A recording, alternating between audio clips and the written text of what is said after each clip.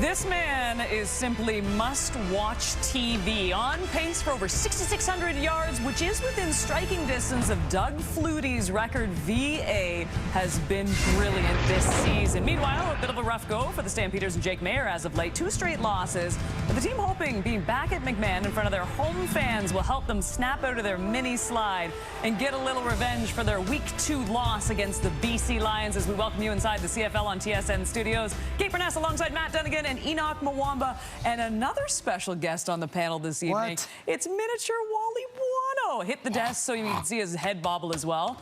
A wonderful night for Wally Buono, obviously the architect of one of the most dominant runs in CFL history. I'd give his accolades, but it would literally take up this entire pregame. So we will talk plenty about Wally throughout the show tonight. But this game for the Stampeders, how do they stop this high-flying offense, Matt?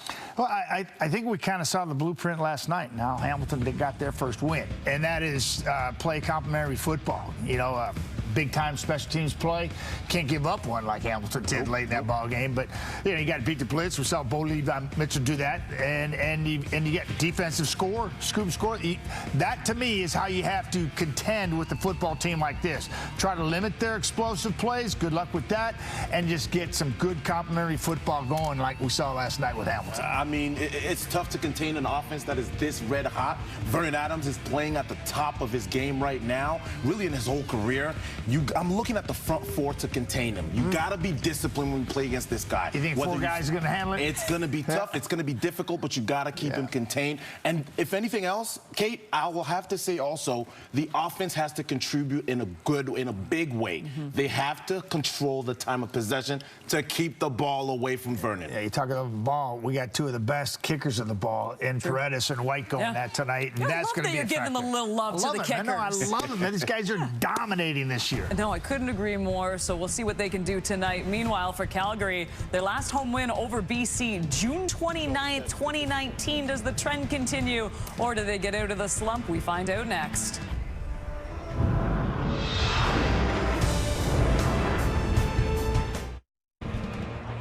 Week 7 on the CFL skid wraps up on a warm Sunday in Calgary for the second of 3 meetings between the Stampeders and the BC Lions. All I can think of is tough day to wear a black suit in Alberta. It's a little warm here today. The Calgary Stampeders are looking to remain perfect at home, where they started the year 2-0. The BC Lions are absolutely red hot, led by a quarterback firing on all cylinders. Vernon Adams Jr. has won 20 of his 28 starts with BC. He has led the Lions to a 5-1 start to the season and is on a torrid pace in the passing yards department. Adams is averaging 391 yards per game in the last 4 all-wins. Jake Maier has played some of his best football this year, but we'll tell you that stats are just numbers if you don't get the win.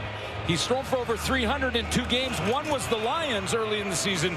Didn't get the win in either. Dave Dickinson's 2 wins at home this year over Hamilton and Winnipeg. They are winless on the road. That does not matter today. And Rick Campbell and the BC Lions roll in here on a 5-game winning streak, a winning streak that started with a 26-17 win over Calgary in their 2nd game of the year. It is a high-flying offense for the BC Lions, and a high-flying offense that will have the ball to start this game. Calgary deferred After winning the toss, BC said, let's give it to VA to get things started, and get things started we've done as this is booted away. It'll be taken at the 15-yard line by Terry Williams. Williams a little stumble and is tripped up just outside the 30, a return of 18 yards. Well, Vernon Adams has a winning record versus Calgary at 7-4 and is 37-20 in his career in the CFL as a starter. This is game number 100 for Vernon Adams.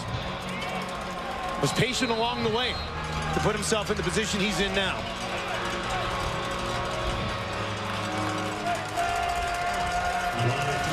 ...451 yards and a touchdown last week. Starts here on his own 32, a stand-back standing in directly to his left. Wants to throw here. Pressured, gets it away over the middle, and that is batted down.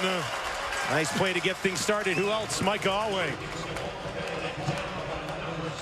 Take a look at the Lions offensive starters. Tyler Packer up there will be familiar to a lot of people here in Calgary. Of course, a U of C graduate, replacing Michael Couture very nicely at that center spot. And wow, is this receiver hot or not? Justin McInnes, just the 240 plus last week in their win. 14 catches on 14 targets. Wow. For McInnes last week.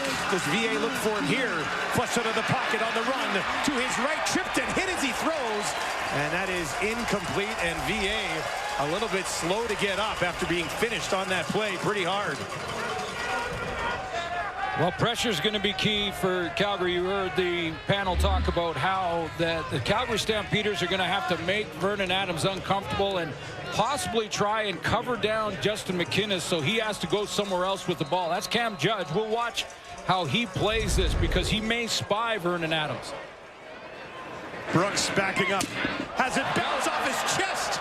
Is able to pick it up and lunge ahead, and he dodges a bullet here in the early going at McMahon as Jake Mayer gets a crack at remaining perfect at home here. Yeah, I've been saying, I'd say it off the top, that I think he's playing some of his best football, and just yet the record hasn't yet reflected that at 2-3. He wants to try and win this one. I'll send a message to the top team in the West Division and close the gap on the top two teams in BC and Saskatchewan. But over 300 twice, once against the Lions and once last week. Didn't get the win in either of those games.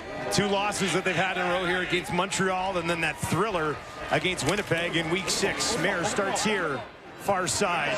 That is complete. Bagleton trying to push ahead, and Deontay Evans gets some help there, and they eventually push him out of bounds. Well, how about we feature a couple of University of Calgary grads, and that would be Sean McEwen for the Calgary Stampeders offensive line. Jake Mayer, a lot of great things to say about his center in our Zoom calls this week. And Dedrick Mills had 131 yards rushing in that shootout versus the Bombers last week. His best game, and the best game for any tailback this year. He had 145 yards combined on the ground and through the air in week 2 against the BC Lions. We'll see if they get him going again here today. Mayer, that's exactly where he goes. Mills near side, and he's got a first down out beyond the 50 for the Calgary Stampeders. 7 targets, 6 catches in their first game against BC for Mills. See the pressure starting to break down. That pocket got there, started to collapse, and that's why the check down was available. Dedrick Mills picking up the first. Mills has been outstanding this season, does not yet have a touchdown. Tommy Stevens got 4 rushing touchdowns, and that short yardage work for Calgary. 1st and 10 from their own 51. This one laid out into the flat, picked up immediately and hammered down. Bagleton gets popped by Ronald Kent Jr. Reggie Bagleton's going to start in the backfield. He's going to swing across and get out there in that little hitch. You see him right in front of Jake Mayer, number 84. He's going to that little hitch route, and watch the closing speed from Ronald Kent. Need that first guy blocked. Mark and Michelle just didn't quite get enough of him. Blew right by him, didn't he? Loss of 5 yards sets up 2nd and 15 here early in the ball game for Calgary. And that is caught beyond the original line of scrimmage, but well short of what they needed for a first down. Is back to Reggie Begelton again. Goes Jake Mayer.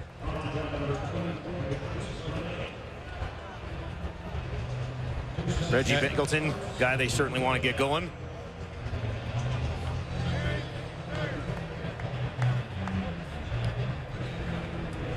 Begelton, 200 yards so far on the season. 3 catches already in this ballgame. Cody Grace out for the first time today on a 3rd and 8.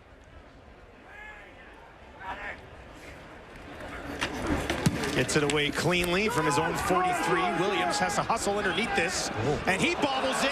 Flag flies for no yards, as both returners with some jittery play here in the early going. Calgary. McInnes, more on him when we return. Well, Justin McInnes has 725 yards receiving so far this season, 243 of them against a pretty good Riders defense last week. Yeah, very good defense that tried to cover him with single coverage for most of the night, and then after he was catching it in single coverage, didn't matter if a DB was right there, they tried to double him, didn't matter either. Could not stop him last week. Calgary with that job this week, and that one almost intercepted through the hands of the receiver, and Roberson had a crack at it. Would have been his 4th of the campaign.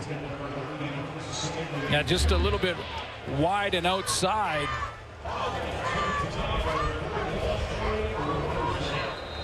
Again, the hit screen trying to just get a little rhythm going, and that goes right through Roberson's hands. We had a good chat with him about defending Vernon Adams and his hot streak of late.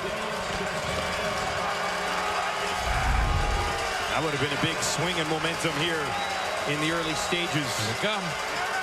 Adams near side with the pressure coming. That's over the head of Justin McInnes and out of play.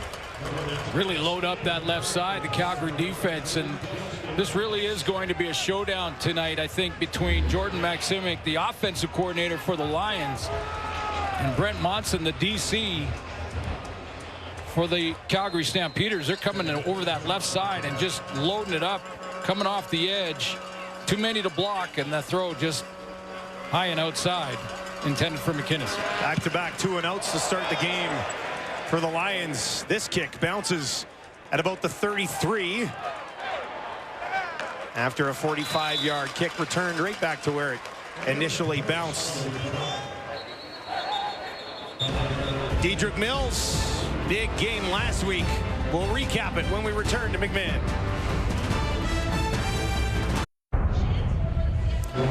Welcome back to McMahon. Brooks remains down on the field. You'll get a look at it here. It's his left arm that appears to be snapped just above the wrist. We had another look at it that we will not show you.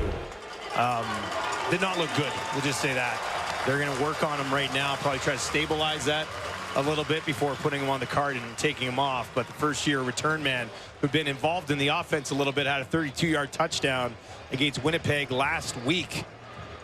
Looks like he will be leaving and not returning for quite some time. That's tough to see. Yeah. He went to brace his fall, and it was the arm for sure. So Calgary Stampeders been hit with some injuries at the receiving core. Cam Eccles played that spot for a while. Brooks was getting his opportunity here. They do have Peyton Logan dressed today to handle some return duties. He's done that in the past. And Middlemost probably gets some more reps offensively. Cole Tucker will get some more reps. He's rotated into the receiving core.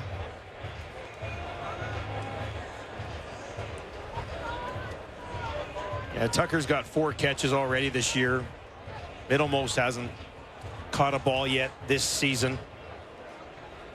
And then, of course, you got Philpott, Begelton, and Markin Michelle. And Clark Barnes, who's had a real nice start to the year, 224 yards for the 24th overall pick in the 2023 draft. Brooks is now sitting up. They called for the cart right away, and I saw him moving his legs, and I was like, okay, so this is not a lower body injury that requires a cart, but as you can see. Yeah, it's stabilized. And Yeah. Immediate reaction from those around him were calling for the trainers from the sideline. you see that BC Lion that went in just to say, hey, hang in there, was TJ Lee, who's just now coming off the 6-game injured. Another significant injury of his own. Mm-hmm.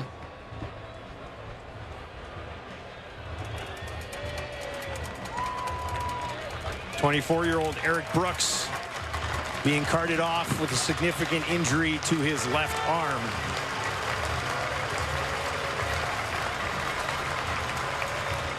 Tough to watch. Great touchdown too last week in that game against Winnipeg, as Jake sort of just laid it up to him right side of the end zone, and he got him behind the defender and made the play on it. It was a big moment for Calgary too, as they were responding in what it was a game that kind of just got carried away offensively. So a big loss both on special teams and on offense for the Calgary Stampeders. And they'll wait for Brooks to be carted all the way off the field, and now the game will resume with just over 10 minutes remaining here in the first quarter. Calgary working from their own 34. Mayer, pressure in his face, gets it away down the field, and waiting there for it was Gary Peters, but he couldn't get back to it in time. Well, a couple of defensive linemen for each team here, just off to a slow start statistically, but playing well. One is Sione Tahema off the edge for the BC Lions, who's still looking for his first sack on the campaign. Ben Haladik in the all-Canadian linebacking corps for BC had 10 tackles when these two teams played early in the season. And in the secondary, as we just mentioned, TJ Lee, one of their leaders and one of the best defensive backs in the league for years now, is back in the lineup. Excited to be back here with his BC Lions teammates.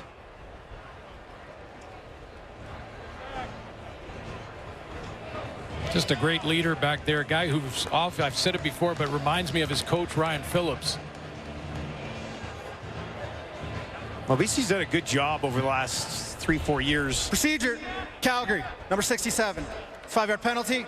It will remain second down. In the fact that they've kept veterans around.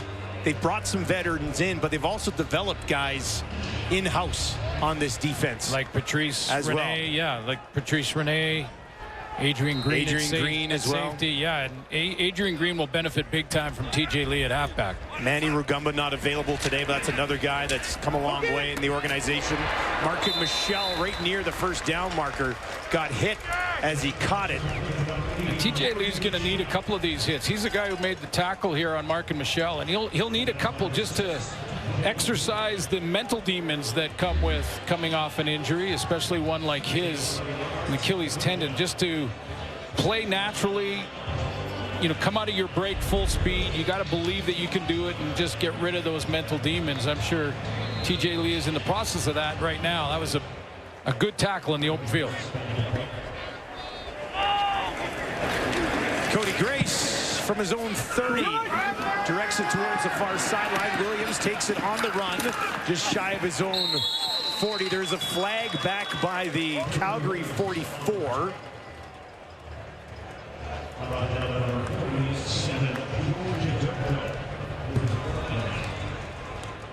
While the ball was in flight, holding, BC, number 45.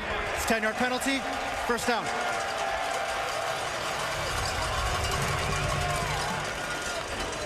That'll back the Lions up a little bit. Vernon Adams, a rare 0 for 4 start to this ball game. Well, very rare. Yeah. Very rare. Last 4 games, all wins, averaging almost 400 yards a game passing. Yeah, as a team, well over 400 yards per game over this last stretch.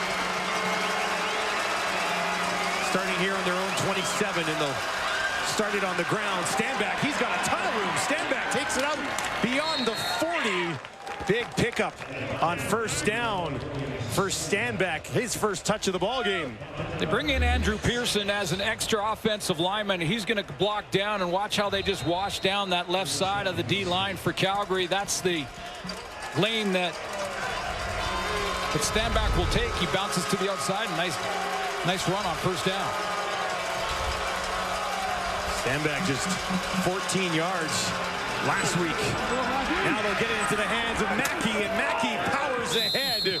And he's got a first down, or close to it, first down for the Lions there. The other guy that you work with all the time, Dwayne Ford, is a fullback, or was a fullback as well. And, I'll tell you, fullbacks have one move. When they get the ball in their hands, they have one move. I'll show you. Watch David Mackey get out here. Big fullback, plays tight end, does some short yardage. The one move is lower your shoulder and go hit somebody. That's your fullback move. Got him the first down. Lions up to the 53. Stanback again. Picks his way to the line this time. And another first down on the ground for the visitors. That's a good run up the middle now. This time just kind of changing up how they're using their backs and where they're attacking. The first one was a bounce play for Stanback. Jordan Maximic figuring with an 0-4 start passing the ball. Let's get that run game established and then maybe go to play action from there. This matchup between Jordan Maximic and Brent Mons is going to be interesting tonight. First time we've seen some momentum in this game for either offense. Adams dumps it out. Is that going to be intercepted? No! Instead, it's caught by Stanback. Oh, that was close. VA maybe getting away with one there. That's an opportunity a defensive lineman doesn't get very often. But play action to a screen, and Charles Wiley had a chance at it. Ball drills for Wiley. He's got to get with the DBs for at least one practice this week and work on those ball drills. Hit him right in the hands. Got to work with fellow lineman Clarence Hicks, who actually has an interception already this season. Only a yard when it's all said and done for Stanback. 2nd and 9. Adams looks to his left. Now he's going to throw. Hit as he heaves one down the field. And there's a flag down the field. He was looking for Hollins. Hollins really didn't have a play at it. Well, you can look at Pass Hollins' interference. jersey. Calgary, number 35. Spot of the foul. Automatic first down. Tyler Richardson is playing for Demario Houston on the corner. That was a game time decision. They thought that they may get Houston back in the lineup. They couldn't. He had to be a scratch. So Tyler Richardson, you know that Vernon Adams is going to test him deep. And I was going to mention Holland's jersey ripped off his shoulder pad is a good indication that there was some grabbing and clutching going on. Tough to hide that one. Dave Dickinson reaching for that challenge flag, but not going to do it. Not going to do it. The edge of the red zone for the first time today. BC 55.6% efficiency inside that red zone. Stanback pushing ahead. All way in on the tackle. Big part of this Calgary defense. Julian Hauser is out. Clarence Hicks will play for him on the defensive line. Mike Rose, by the way, is the other guy still looking for his first sack, which is 3-time perennial All-Star in Rose. I want to watch tonight how Cameron Judge either spies Vernon Adams at times or maybe widens to help out on Justin McInnis. We'll watch that tonight. And Tyler Richardson, as I just mentioned, he's in the lineup for Demario Houston on the corner. 2nd and 4 for Adams from the Calgary 14. Looks to his right, throws in that direction, has a completion, and they got a touchdown as he puts it in the hands of Stanley Berryhill, and that is his first Canadian Football League touchdown. A fastball from Vernon Adams. He had to put something on this because there was a DB coming downhill. I'm not sure what number, but watch how he just rips this out there to the wide side of the field. It was Stats coming downhill. Nick Stats had a crack at it, but Vernon Adams with that fastball to Berryhill, and the Lions' first major of the night. 13th passing touchdown of the season for Vernon Adams Jr. Sean White steps up and puts one through, and the Lions lead 7-0 A 7-play, 83-yard drive ends like this in the hands of Stanley Berryhill.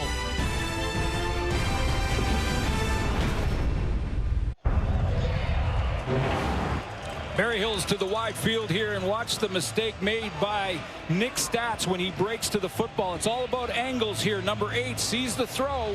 Now he's got to not cut under, not be too high, but go right for the shoulder pad of Berryhill. So if he misses the ball, he actually gets the receiver and makes the tackle. He went too high. That angle was off by about a yard, and Berryhill crosses the goal line.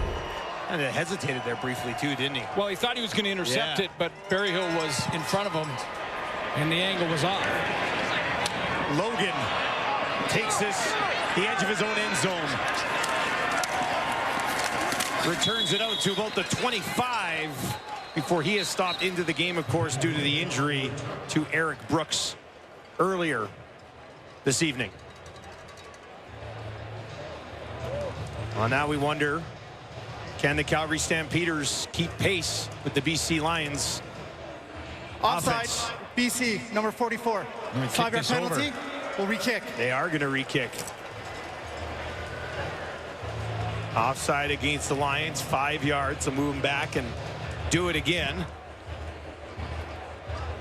It's early in the game, but this is often tough on the cover team. They just sprinted for 55 yards, made a tackle, and now they got to go back and do it all over again. Actually, it's about 60, 70 yards on the sprint on a kickoff. Catch one guy that's a little winded, and Peyton Logan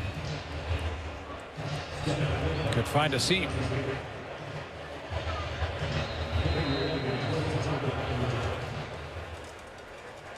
Logan waits, this time on the 5 as Flintoff will get set to boot it away again. Logan last time had the backpedal, sort of bobbled it. Good kick again. This time he takes it just inside his own 5. Got back to the 25 last time. This time he's back to the 30, 35, busts through to the 40, and there's some better field position after a 38-yard return for Peyton Logan. Mentioned Dedrick Mills against the Winnipeg Blue Bombers in that shootout. The loss, 41-37 in that one. But what a great game of offense. 131 yards rushing for Mills. It's the best so far this year for any tailback. And you saw the BC Lions get their offense going tonight with William Stanback. As Calgary go to Dedrick Mills to get their offense some traction. Mills does not have a rush attempt yet in this game. This time they'll just toss it ahead. And it's Philpott with his first touch of the game. Dedrick Mills leads in a few of the categories for tailbacks in the league. When you look at the totals, it's a little misleading because there's different amount of games because of the bye weeks. So, for instance, the Stamps have played 5 games, the Lions 6. But when you look at average per game, Dedrick Mills leads the way there. Deontay Evans is down on a knee, getting looked at. Bounces back up. Let's take a look at it. Just a fly sweep there to Jalen Philpott. Friendly fire. Yeah, he gets, often happens. The pursuit is coming from D-line and linebackers, and the DB's on the other side going, well, now this is going to double the damage coming towards you. Yeah, exactly. First touch for Philpott, who feel like they're still sort of ramping him back up after missing most of last season. 2nd and 5. Handed off to Mills, tries to spin it ahead, and he's going to be stopped well short on his first carry of the ball game. That'll bring up 3rd down. Yeah, mentioned that Calgary probably wants to try and go to the run game, as did the Lions, to get their offense going. However, this BC defense very good against the run, 3rd in the league coming in. And they beefed up the interior of that D-line this year for that reason alone.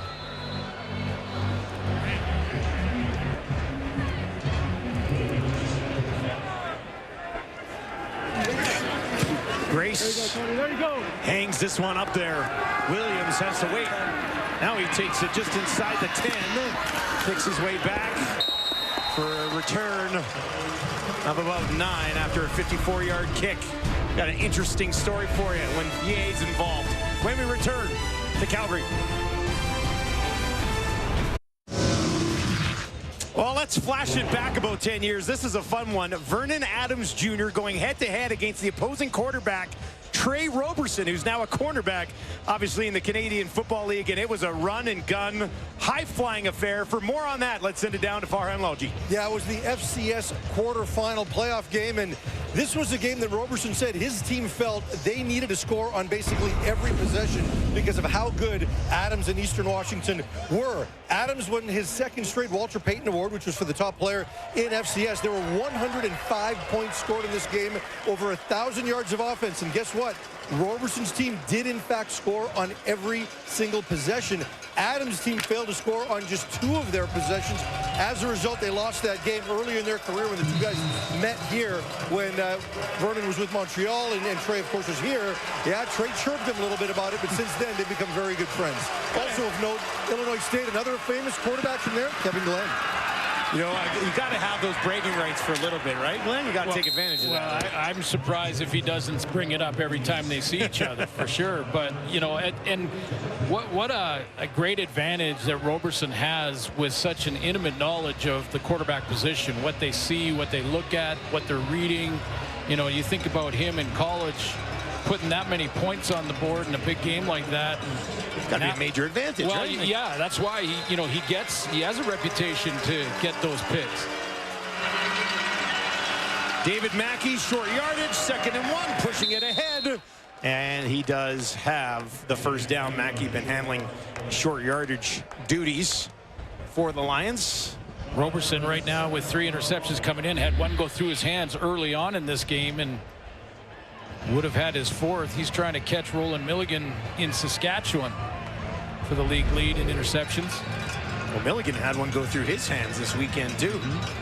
Roberson, career high 7 interceptions, I believe, back in 2019, 16 in his career. Watching on as former competitor Vernon Adams at the quarterback position. Hands it off, Stanback barreling ahead right up the middle, and it'll take a couple of Calgary Stampeders to bring him down.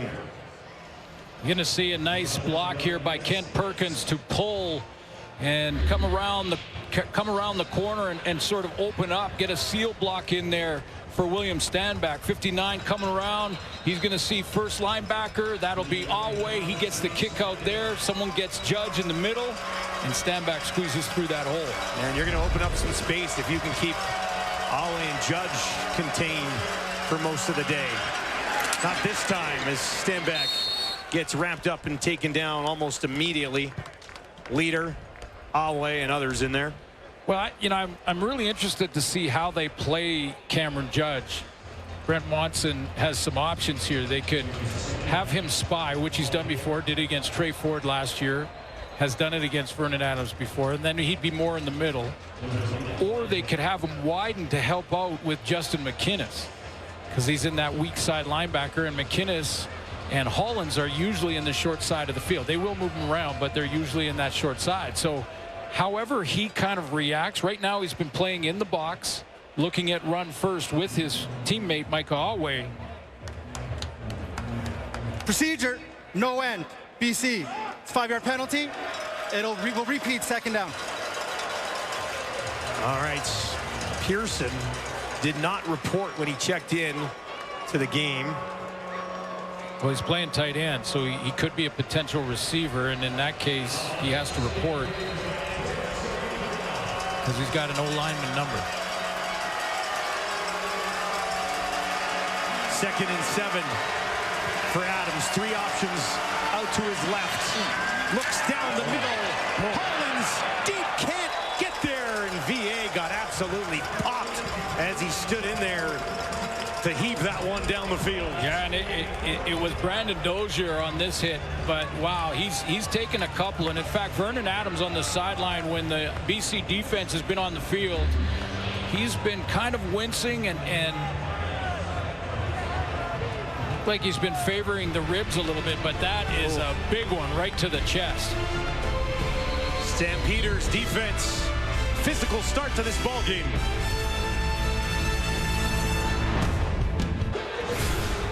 Second quarter action coming up here at McMahon in Calgary. The BC Lions leading the Stampeders 7-0. It's been a rough ride for their quarterback so far. Well, certainly for Vernon Adams Jr., he's taken some big hits in that very first series, one from Cam Judge, and then there, Brendan Dozier, with that big hit, he's been holding the ribs. You can see him breathing kind of hard on the sideline. We'll keep an eye on that. You know, that one long drive for the Lions is why they have the edge in time of possession in that first quarter. But there's been talk with the medical staff on the sideline for Vernon Adams. A couple of big hits in that first quarter. Now, the last time these two teams played, Stamps went with a lot of blitz, and it actually took the Lions offensively off their game for the first three series. There were 3 straight 2-and-outs. And then Vernon Adams started using his legs, started to get outside that pressure, and then was hitting big plays down the field, and that's where Calgary changed their strategy. So that blitz getting to Vernon Adams early again here. He's looked down the field a couple of times to Hollins. One led to that PI, and then that last one he was hit heavily as he let it go, and there's too much juice on it. Hollins couldn't get there. Flintoff gets us started here in the second quarter. Taking cleanly at the 30, and a little bit of room here on the near sideline for Logan. 45-yard kick. The return's a good one. Logan takes it inside the 40, still going. And Calgary's got instant field position. A flag right at the end of the return, but Peyton Logan doing the job. It's a low kick, so the cover team for the Lions didn't get a chance to get down there in position, and Logan made him pay for it. He just burst to the sideline. Nice move inside. See what this penalty is. It was right at the end of the play, right near the tackle. That's what I'm talking about, man. That's what I'm talking about. Tripping, BC, number 11. It's a 10-yard penalty, first down. That is Flintoff, the punter. Well, Flintoff did the right thing. I mean, you don't really expect the kicker to make a tackle on a returner. But what you do want the kicker to do is turn the returner back inside to where the pursuit would be coming. And Flintoff did that, but as he did it, he stuck his leg out. Here he is here. He wants to turn him back inside. I'm not sure he deliberately made a kicking motion there. Stampeders work from the BC 30. Mayer, Philpott, near sideline. He's got some room. Great tackle at the 15. Rise it because it looked like Philpott might have found a way to get home there.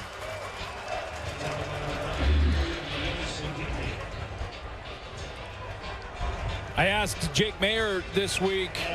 I was in the middle of the question saying, hey, is Jalen Philpott? And he goes, yes. Big time confidence boost over the last couple of weeks, especially, I mean, we've been seeing it in practice for a while, but after a big play last week versus Winnipeg, his confidence is high. Jake Mayer has started this game 7 of 8. This time they'll hand it off, and Mills will take it down just inside the 10.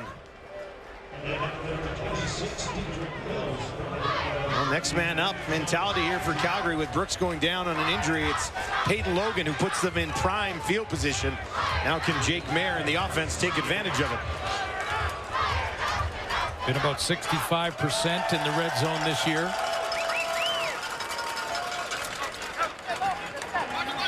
Second and 5 for the Stampeders. Mayer looks over the middle. That's where he's going to throw. They've got a touchdown. Reggie Beggleton. And the Stampeders are on the board at home.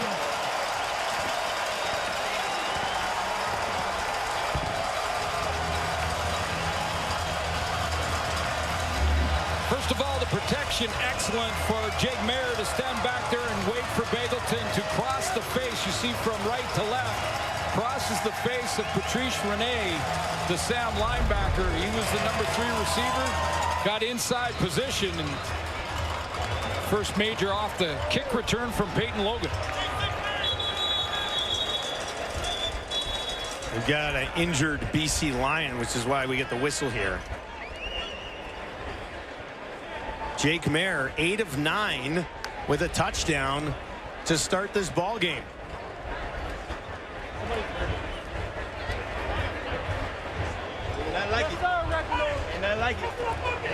Give you another look at the route here from Reggie Begelton. Just a nice inside route here. This is a trips formation. 3 receivers to the wide side of the field, which means that Sam linebacker, Patrice Rene, is in man-to-man. The safety is too high. Adrian Green looking for the deeper seam routes to help out there.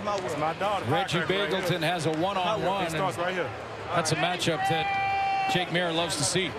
3rd touchdown of the season for Begelton. One of his other 2 came against the BC Lions as well. So 2 touchdowns against BC this season for Reggie.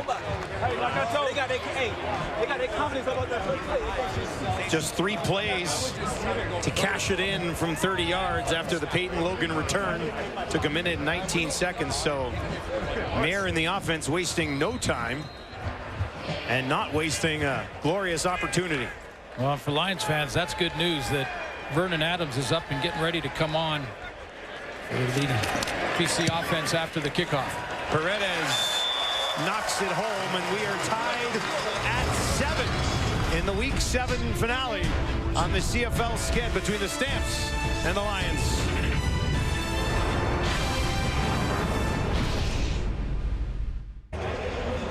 Well, he's already in the Hall of Fame, and here at halftime today, he'll go to the Wall of Fame at McMahon Stadium. Should be a great atmosphere here for Wally Buono, shouldn't it? Well, it's Wally Buono night. Let's just crown it as Wally Buono night, and yeah, we'll have him up here in the booth in the 3rd quarter, and a chance to congratulate him personally.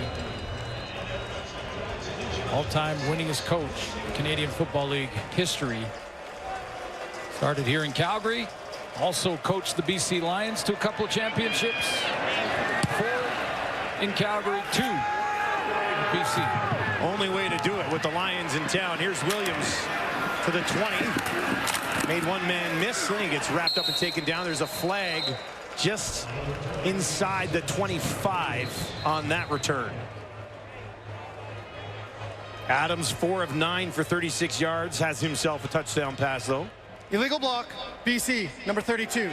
It's a 10-yard penalty, 1st down. I would suggest he's off his pace. A little bit. Calgary defense doing what they want to do right now. They're riding a little pressure on 2nd down. Seen a couple of 2nd down blitzes. In their first matchup of the year, Adams was 17 of 29 for 277. And a couple of touchdowns, so somewhat containing him last time around. Well, the only game under 300 this year was against Calgary.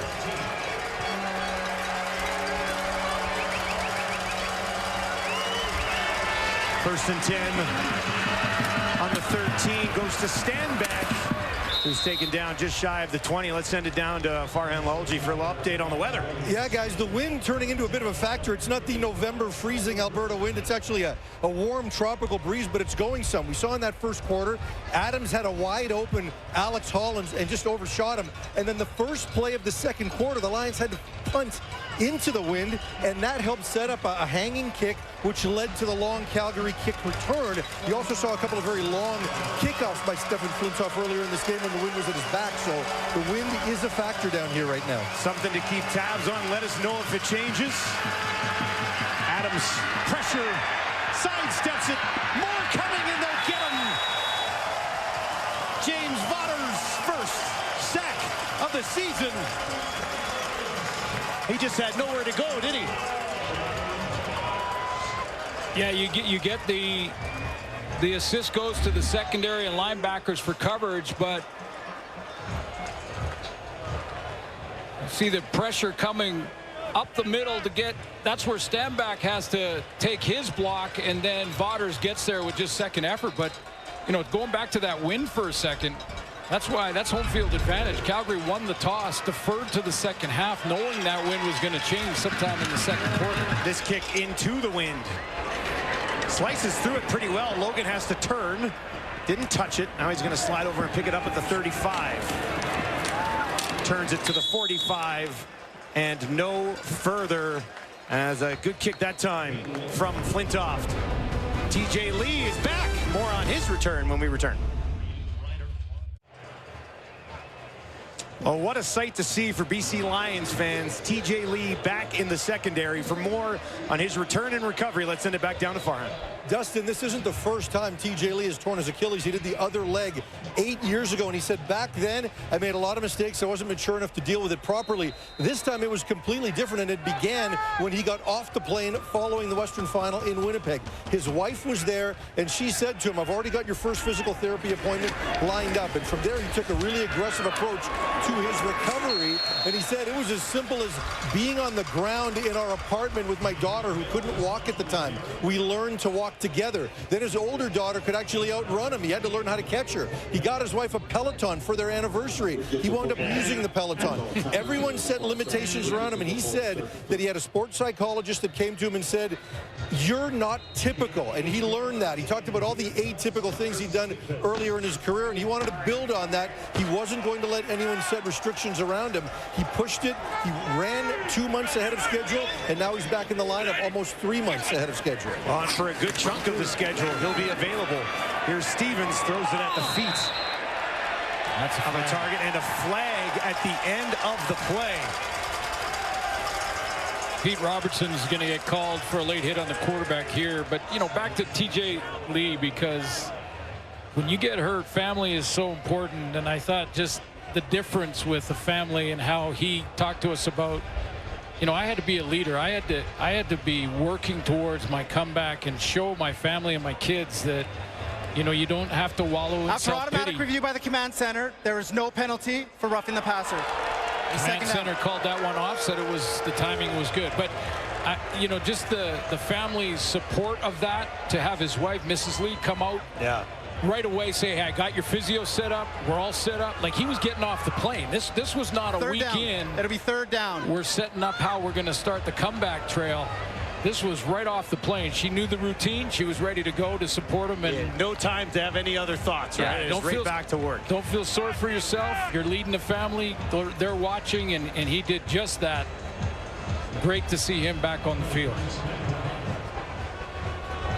So it'll be 3rd and 2. And it'll be Grace coming out to kick it away with the wind at his back. Flag as he boots it. Williams takes it at the 10. Back to the 20. Williams spun around and then taken down just outside the 32 by Randall. Procedure, no end. Calgary. That penalty is declined. First down. Well, let's see the physicality Calgary's bringing on defense when it comes to trying to keep Vernon Adams off his mark. That was the first series of the game. That was Cameron Judge. There's another hit from Cameron Judge. And then Brandon Dozier. That was the biggest of the evening so far. And he just missed Alexander Hollins on that one. And he's been doing a lot of that on the bench in between series. But back out there again. So, and really when, you know, after the first couple of hits, I think that's when it started. The zip on the ball has been there, so it doesn't look like it's affecting his arm strength. Still just has 42 yards passing very early in the second quarter. Start on the ground again, and stand back taken down immediately. Clarence Hicks, nowhere to go. He's working on Ken Perkins, the right tackle, and he's going to come off the edge here. There's Perkins right there. Now that looks like he's trying to get outside and trying to hook him back in so that he can seal the edge and maybe stand back to the corner. But Hicks beats the block, gets in the backfield, nowhere to go for 31. A loss of 5, 2nd and long for Adams. Down the field, has a completion, another big hit, but there's a flag. I believe it's a hold against the Lions. I think that's going to be on Kent Perkins again, and it's the same matchup. Clarence Hicks getting up the field here on this pass rush. BC, number 59. It's a 10-yard penalty. It remains 2nd down. This time it's a straight pass rush, and in fact, the Calgary Stampeders just 3 down linemen. They're just going with a rush of 3, so they got 2-on-2, but Perkins gets it around the neck and shoulder pad area of Hicks. He draws the penalty flag. Boy, McInnes took a pretty heavy shot there at the end. I think he ended up heading over to the sideline. Calgary is just decided to come out and make this little bit of a back alley brawl, lowering the boom on a number of Lions so far here at McMahon. 2nd and 24 this time for VA. 4 options out to his left. 3-man pressure. They almost got there again. Another flag. My goodness. Stanback has it, pushing ahead. But this is going to be coming back the other way again. Another hold against the Lions offensive line. If this is Perkins illegal again. block, hands to the face. BC, number 59. Wow. 10-yard penalty. Same matchup. 2nd down. It's the same matchup. Hicks, Perkins, and again, watch Hicks get up the field and then try to cut inside, and that's where hands to the face. Perkins goes right to the face mask. 3 straight plays. First, Perkins can't stop him. Hicks gets to stand back for a 5-yard loss, then back-to-back penalties. And now it's 2nd and 34.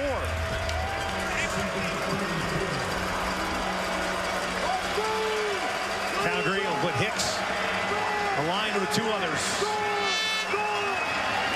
Adams, Hollings will try to get some blockers for him, but it will not work. And the BC Lions will be forced to kick it away. It was 7.5 to play in the 2nd quarter. Yeah, got a little room to punt the ball away.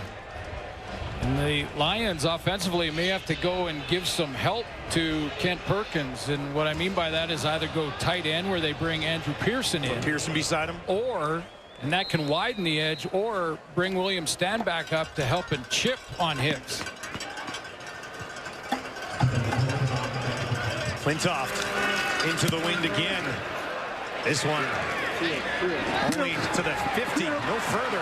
Logan stumbles on the return, but takes it back inside the Lions 50 after just a 37-yard kick into that strong breeze here at McMahon.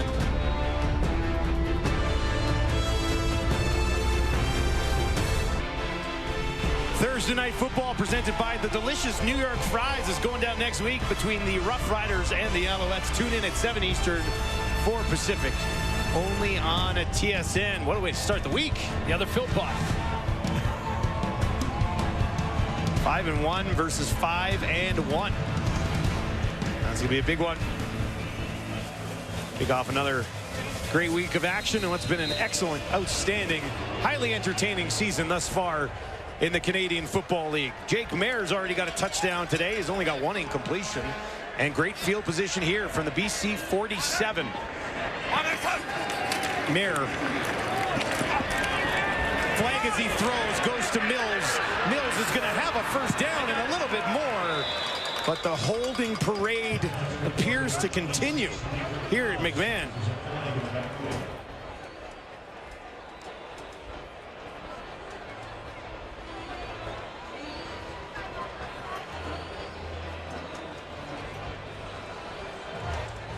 Bit of a longer conversation this time, but Face mask, Calgary, number 51.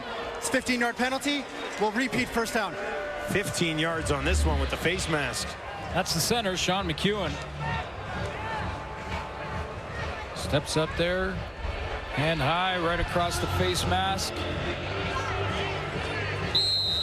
Josh Banks, I believe, with a straight bull rush there. So 1st and 25 is neither team helping themselves with these offensive penalties. Both these teams actually the least penalized teams in the entire league. Maier, wide open. Philpott, though, has it bounce off his chest, and that'll bring up 2nd and long. Yeah, it looked like Philpott was trying to turn and think about yak yards before he had actually made the catch.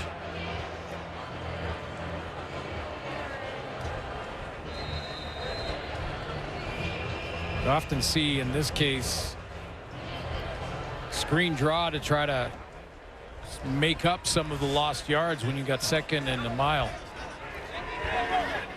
Mills stands in to the right of his quarterback. And they'll get it out to him in the flat. He's got a little bit of room. Got by one man. Now back to midfield, and a big push gets them back just shy of the BC 50. Now there's a big wind, but they will punt it away. It'll be Grace trotting out here. Would have been asking quite a bit. Been about 60 when it was all said and done there. So Grace will come out to punt it away. He will be trying to put it in the corner and get it out of bounds.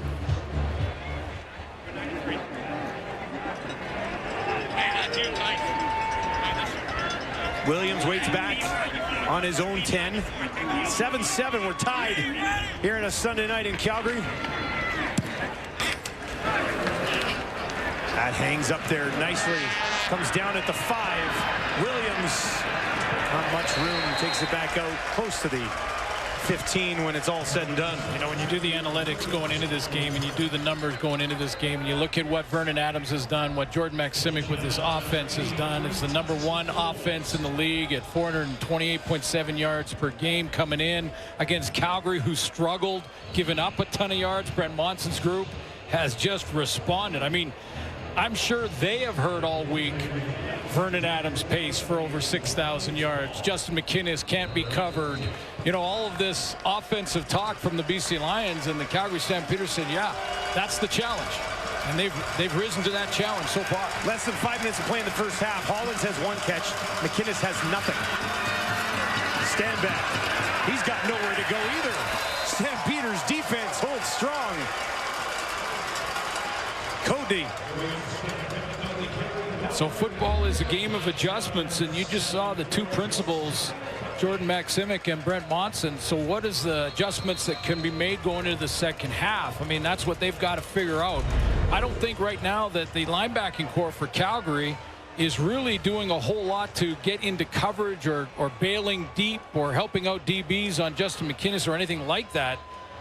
They're playing run first. There was the one series in the first quarter where Stanback did get some yardage on the ground, but beyond that, Brent Monson's group has shut the door. Yeah, Stanback has 6 carries, including that one he was just stopped on, for 38 yards. At one point, that was 3 carries for 33 yards. So they've even sort of shut the door on that here. Schluger down, getting looked at. And Stanback also has 3 of the 6 passes that Adams has completed. So heavy diet to Stanback, but not much else outside of the Berryhill touchdown. And that was his only catch of the game. Andrew Pearson comes in for Chris Schluger and will likely play that guard spot.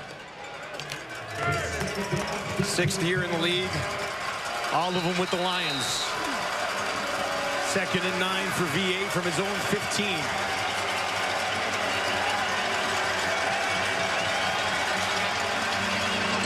Adams, pressure coming from behind, gets it away. And that one nowhere near Hollins, who found a little bit of space in front of Roberson, but could not get there. Adams feeling that pressure again, wasn't he? Yeah, he is feeling the pressure, and this time it was from the right side of the formation here. I think Hicks was involved again. I mean, Clarence Hicks is making a difference. He's going to step up and eat up the block. In other words, he doesn't have to rush. He comes late, but he eats up that block from Andrew Pearson.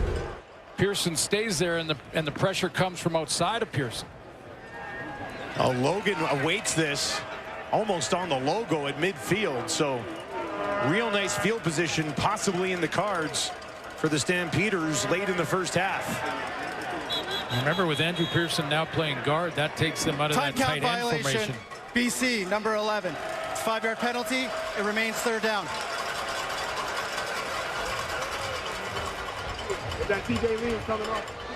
Put this at the 10 after the time count violation.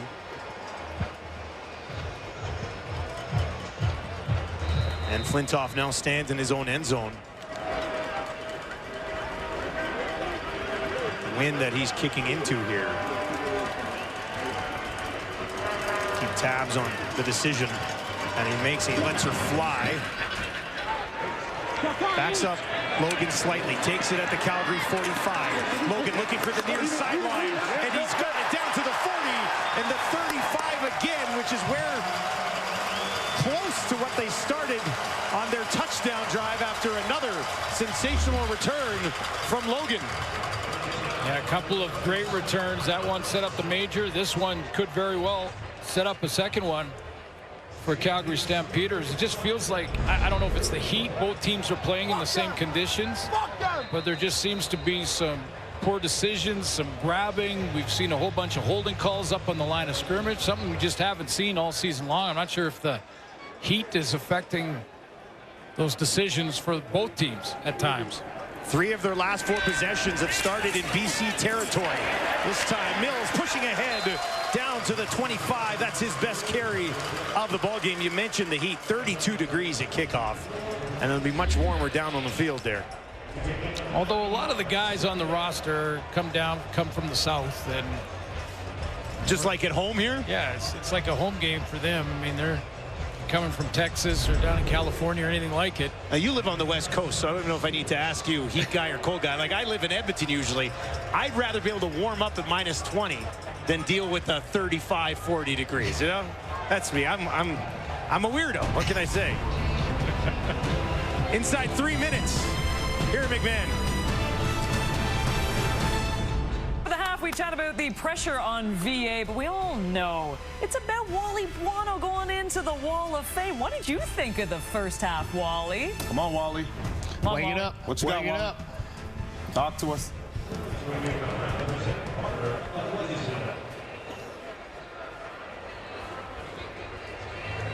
I have no idea what's going on back there.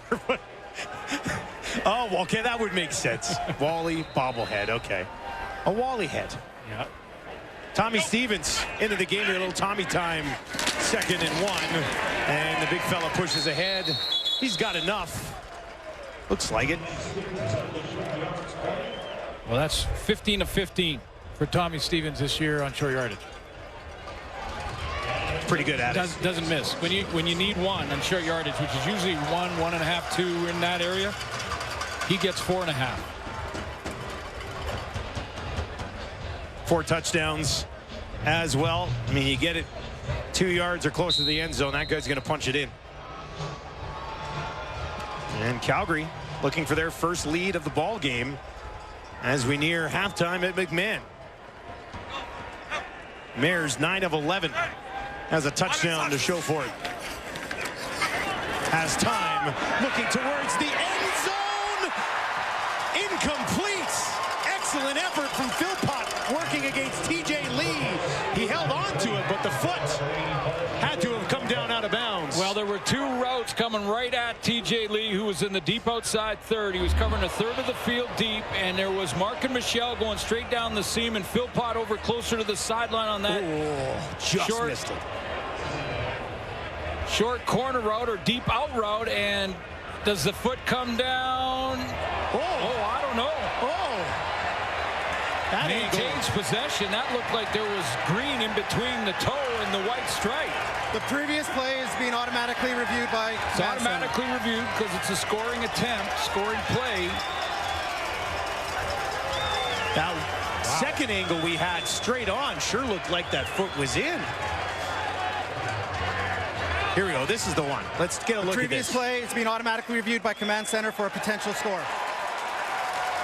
I mean, there's green there, isn't there, Suits? Well, let me do this. Hang on just 1 second. Let's do that. How about that? Oh, zoom in. That's pretty clear, I think. What a play. What a play by Philpott. Should be his first touchdown of the year. Defended well by TJ Lee, too. I mean, it was a great play. Yeah, he made a great break on it. And that's what Jake Mayer meant about the confidence level of Jalen Philpott. Kind of hung up there a little bit, waiting for that to come in. And got that right foot down just in the nick of time.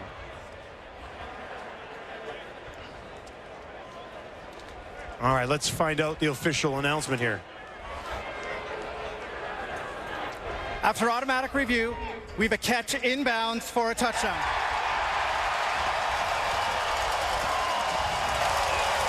That is their second 3-play touchdown drive of the ball game.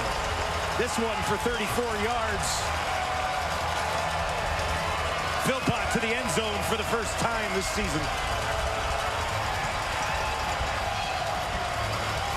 Just outstanding concentration from Jalen Philpott to maintain possession, have TJ Lee all over him, and still keep his foot in bounds by what looked like half an inch.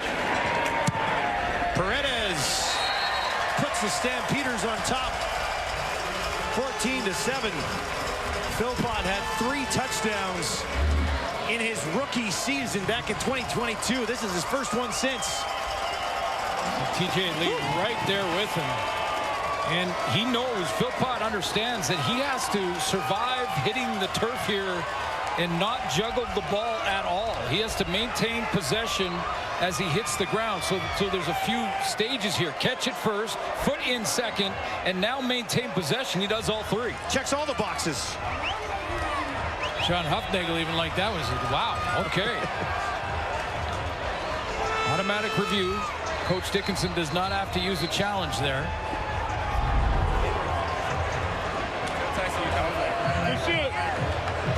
These 2 touchdowns for Calgary set up by great defensive play up front by the Calgary Stampeders in their front 7, keeping this field position advantage. The field has been tilted in Calgary's favor in this second quarter. Yeah, 3 drives. 3 of their last 4 have started on BC's side of the field. 2 of them inside the 35, and after nice returns by Logan, and both of those finish in the end zone. Calgary Stampeders 2-0 at home and have a lead here in their 3rd game of McMahon. Plenty of time here for Vernon Adams, but they're going to have to make some adjustments offensively. The one drive the Lions did have, William Stanback was big time involved in that run game. Paredes hammers it away. Williams takes it at the 1. Returns it back to the 30. Still going, tripped up at the 35. And that is where Adams and the offense will go to work with 2:20 on the clock. Very pedestrian-like numbers for a guy who's been at a superstar level so far this season. Just hasn't had a lot of time. Like, when does he get comfortably sat in the pocket tonight? That's what I mean. Full credit to the Calgary front 7. Drawing penalties, too. McInnes, after having 14 catches last week, still looking for his first one here at the Windy McMahon. 4 options, wide side right for VA. Looks over the middle, throws over the middle, down the field, and that is hauled in. What an effort! Eberhardt goes over the top and brings it in, and just like that, the Lions are in business. Well, this is Vernon Adams just trusting in Eberhardt to win this battle, because it's covered very well. There's a layer deep routes again, and Eberhardt goes up over coverage. That's Dozier from that Sam linebacker position. Look at that, just up over the top of Dozier, takes it right off the top of his helmet. 12th catch of the year for Eberhardt. Now from the Calgary 42. Lions looking for a quick response. Down the field again. McInnes inside the 15, down to the 11. And his first catch of the ball game is a big one. This is how quickly this offense can make a few adjustments and get going. They get a big catch by Eberhardt, and now the throwing lane is there, and almost a sidearm chuck in the middle to Justin McInnes. Get him going. Doesn't take long. They can hit that switch very quickly, this offense.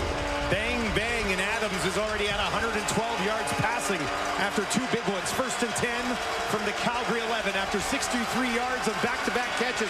Adams with a flag as he throws towards the corner. Is that hauled in? A discussion from the officials. McInnes watches on. And they'll say incomplete. No. He was out of the back of the end zone. Well, like the throw for Calgary, this will be automatically reviewed. See what the flag is. That could affect. Offside, BC, number 18. That penalty is declined. Doesn't matter. 2nd down. Well, that was McInnes, but it's declined. Doesn't matter. they ruled it out of bounds. They rule it in. Obviously, they take that penalty. So it's Lions are not scoring here either way. And he was definitely out of bounds. 2nd and 10. Adams will look to do it again. Other side this time, looking for McInnes again, and that time it falls incomplete. And that'll bring up 3rd down, and Sean White will walk out here looking for his 40th field goal in a row. Yeah, these 2 kickers here tonight have been so boring this year. Perfect. Perfect. Now, there's wind down there. This is a short one, but there's wind down there, and maybe that affects the kicking game a little bit in the second half. But, boy, these 2 kickers have been money. This kick will give him the 2nd longest streak in CFL history if he's able to knock it home. Just an 18-yard chip shot for Sean White, who's a perfect 21 for 21 on the season. That is up, and of course, it is good. So BC, quick drive, but they put some points on the board and a trail by just 4.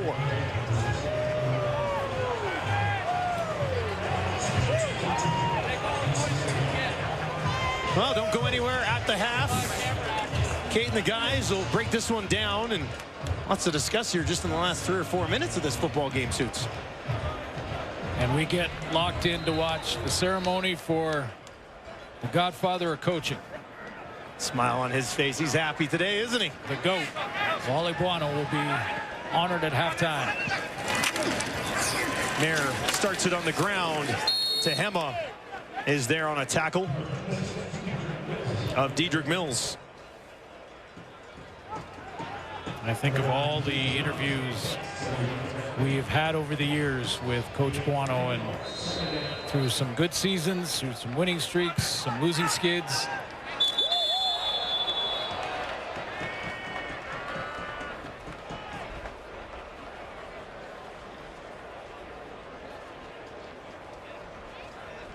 Tehema there jumping through the line. Offside, BC, number 0. 5-yard penalty, it remains 2nd down. I think both coaches at halftime here, and if Wally Buono was one of them, would probably be saying the same thing, which is to both teams is, hey, it's hot out. It means you have to focus a little bit more, concentrate and be disciplined a little bit harder. Just make sure you know alignment, assignment, and execution, and make sure you maintain that focus. These 2 teams both average 6 penalties per game. BC already has 8 and Calgary has 5. This one incomplete as Mayer tried to lay it out there for Mills working against Lacombo, and that'll bring up 3rd and 2, and Adams is going to get the ball back with a little bit of time here to maybe sling a few more down the field. Yeah, they thought would get Dedrick Mills wide open out of the backfield on a delayed route like that down the field. Didn't work. He was picked up and covered very well.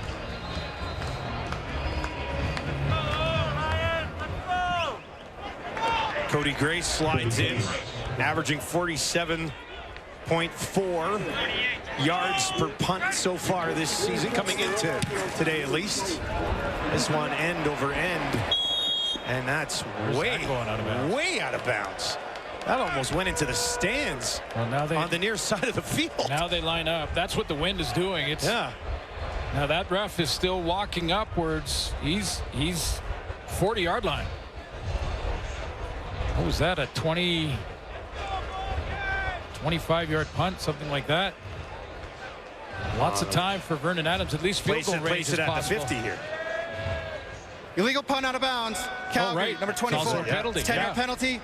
1st down, BC. So walked it to the 40, tacked on 10 to the 50, and just like that, VA's got 64 seconds. The ball starts at the 50. He's got a kicker who's made 40 in a row, but any field goal will be into a pretty strong wind here. Something to keep tabs on. 4 receivers to the right for Adams. Empty backfield as he takes that snap.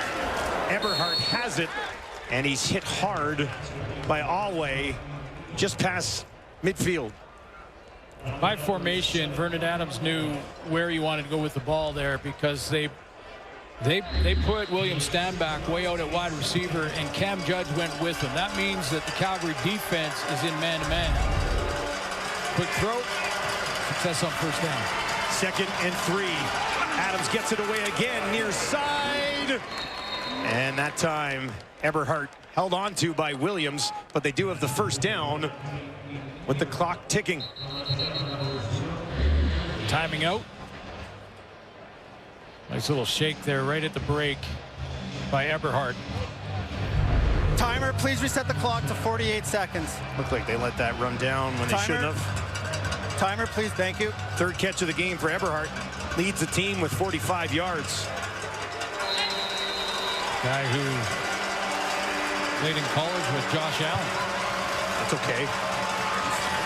From the 47, Adams over the middle, down to the 40, and that's pushed ahead. As for the first time today, he gets it to Boisson. 35 seconds. Take a shot here to the end zone. Just the 2nd catch of the season for 74. 3 or 4 more plays. From the Calgary 36. Near side, big hits. Ball pops loose. Hollins had it. Richardson had other ideas. Really did. This was a case of Tyler Richardson separating the receiver from the ball. I mean, he has it in his hands. He wraps up, and that hit just pops the ball right out of there.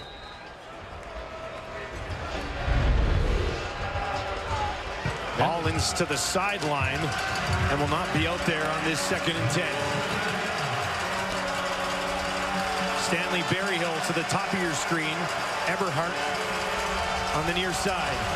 Adams steps up in the pocket. On the run now, under pressure, gets it away. Intercepted near side. Tyler Richardson takes it away. His first in the Canadian Football League. Will put an end to this late Lions drive. First quarter, I was talking about what they might do with Cameron Judge. Brent Monson right here is going to spy the quarterback in Vernon Adams with Judge. He's done this before. He sneaks up in the middle. He's not going to blitz or drop back in coverage. He's just there to spy the quarterback. If he takes off and runs, he's going to track him down. That forces the poor throw, the bad decision by Vernon Adams. He throws it into coverage, and right there is Tyler Richardson to rip that down for his first interception of the season. Richardson in the place of Demario Houston. BC is challenging the previous play for pass interference. The play will be reviewed. BC going to use a challenge here for PI to try to keep the ball with 15 seconds left in the quarter. Some drama. Dun, dun, dun, dun. Get a look at this. Now, was it behind Richardson where Eberhardt was kind of jumped on as he tried to catch it? Right there.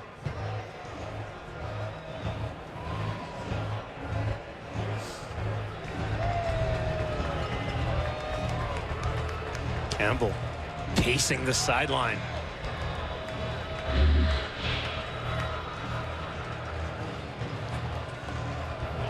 Let's get a look here. Richardson's fine. He's playing the ball the whole way, so it would be in behind him. And that contact would have had to happen early. It's right up at the top here.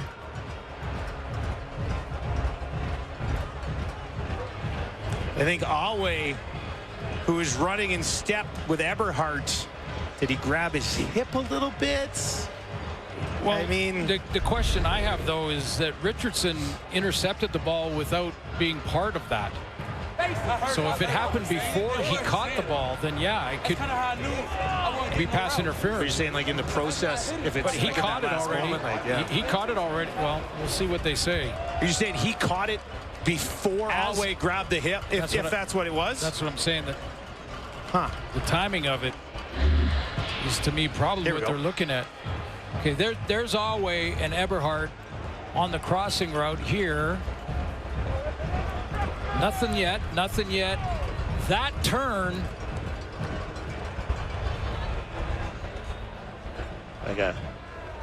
A little bit of a turn, a little bit of an embellishment. I'll just say it. All right, this is interesting. Let's send down the field for the official ruling. After review, the ruling on the field stands. BC will lose a timeout. First down, Calgary.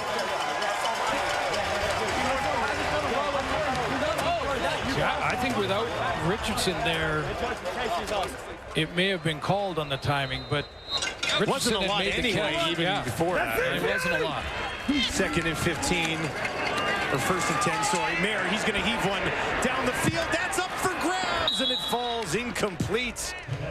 As Calgary, with the wind at their back, decided to just throw one down to Reggie Begelton with 8 seconds on the clock.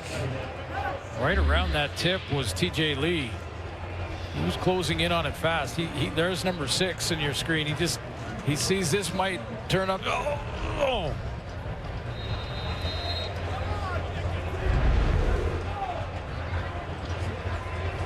Just the 4th incompletion of the game for Mayer.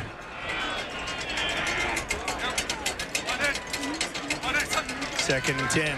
This time they'll hand it off. Mills, nowhere to go. Taken down by the line of scrimmage with just 3 seconds on the clock. Well, now you get to the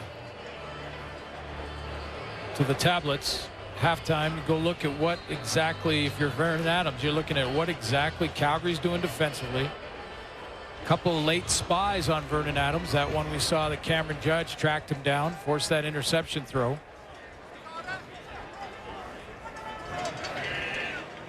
Final play of the first half, and the Calgary Stampeders on that Jake Mayer knee will head into the room at home with a 14-10 lead over the BC Lions. They've got to be ecstatic with that opening 30 minutes. Well, their defense has played very well, setting up great field position, and that's allowed the offense to put together half-field drives. Jalen Philpott building off his game in Winnipeg. His first touchdown of the year was a highlight reel, as right in front of TJ Lee, he hauls it in, and now he's with Farhan Lalji. Jalen, I know you've been anxious to get into the end zone. Did you know when you caught it you were in? I know I got a foot down. I had no idea if it was inbounds or not, but I just know to get a foot down whenever that ball's in the air. So training helped out. So you guys are under 100 yards offensively right now, but you've had a lot of short fields. How much is what you've done in the first half, really all 3 phases coming together? Yeah, exactly like you said. You know, when we came in this game, we knew we needed to dominate it on all 3 phases. Offense, we got to put some more work in, but defense is doing awesome right now. They're saving us. Special teams, punt returns, they're doing awesome right now, so we just got to play a full 60 today. Jalen, thanks for this. Appreciate it. Saskatchewan, Calgary right now with almost half the yardage of the BC Lions, but they still find themselves with a 4-point lead. Kate, let's send it to you in the panel.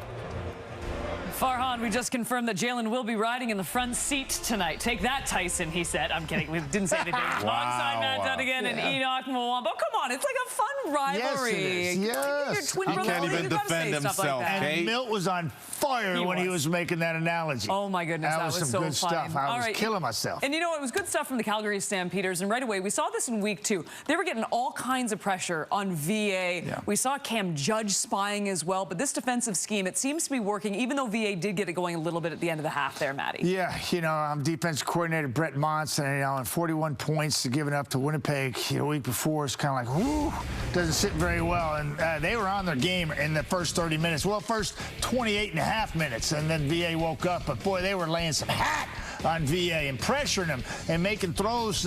You know, you get a quarterback uneasy, and they had him uneasy for 28 and a half minutes of this first half. And spying from the first level with Hicks a couple times, and then certainly we've seen Judge taking his turn. Corral here, and this forces a turnover late, takes points off the board for BC Lions. So we talked about it. Special teams, defense, and then Jake Mayer being really opportunistic, taking advantage of it and putting some points on the board. Really a solid first half by the Stamps in front of their home crowd. Listen, you talk about the pressure, you talk about spying, and Cameron Judge is doing an amazing job. He's one of the best in the league to do that. There's an art, there's a science behind doing that as well. You got to gradually get closer to the line of scrimmage. But I'm talking about this pressure right here, too. You're talking about Perkins at the right tackle for the BC Lions. offense. They are having trouble with him right there. Hicks has been taking advantage of him all game long, and this is going to cause some problems because at the end of the day now you're going to look at, okay, well, we're going to have to bring some help to him, whether it's a bomber with a receiver, or William Stanback's got to bring a body and eyes onto him, or we're going to have to ask Chung to bring a body as a right guard and come and help him block as well. This is going to be a problem going forward, and not to mention, VA is also going to lose trust in that offensive line and maybe even start rushing his throws. Well, we saw that in the first half big time, and Hicks is having a field day, and sometimes it's like that. Matchup's good matchup, and this kid said hello to the country today. All right, you know what? Let's give a little love to Peyton Logan. We saw the injury to Eric Brooks. I mean, that looks so gruesome, by the way, and you feel for him. But here comes Peyton Logan, and all of a sudden he's returning, and he was setting the tone every time for the Stamps offense. Yeah, next man up, and he took full advantage of the opportunity, and Jake Mayer made quick work of it once he got good field position, as any good quarterback should, and Jake was like, yeah, thank you very much. I can smell the end zone from here, and here's Peyton, what he does. He just goes straight upfield, makes a move, and uses his speed and his wheels, and yeah, and you know, he just kind of draws a penalty there. Little kicker doing what they do. They're kicking. And, you know, this beautiful throw here. Kids had a first half. I loved it. Just opportunistic and solid. What do we call it here? When you play well together as a football team, you play complementary football. And that catch there by this kid. Oh, my goodness. Those field passes, I'm telling you. Catch of the year so far? The fact that they're both this good is ridiculous. It's just they're easy to like, too, right? They're the nicest individuals. Yeah, and hardworking kids that are making it done, you know, on a couple of different teams. And, yeah, good-looking first half by the Calgary Stampeders offensively, taking advantage of some good field position. And Peyton Logan's. We started on the top of the show talking about complementary football, and they are doing just that. They needed the help.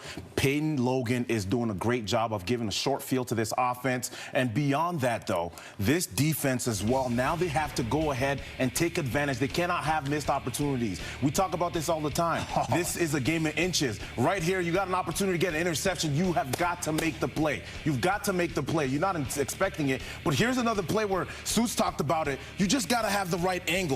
Nick's stats, he got it right. He took the wrong angle, and it's just inches, and it cost them an interception and possibly even a touchdown return. And so you got to have the right amount of confidence, because I'm telling you what, if DeMario Sticky Hands while Houston was there, he would have enough confidence to take that ball all the way for a 7. Yeah, no question. But on the other end, kudos to Berryhill coming back to that football late and attacking it. I'm guaranteeing a young receiver like that is going to get a lot of trust from his quarterback. He keeps making plays for him like that. So stats looks like he took a poor angle there.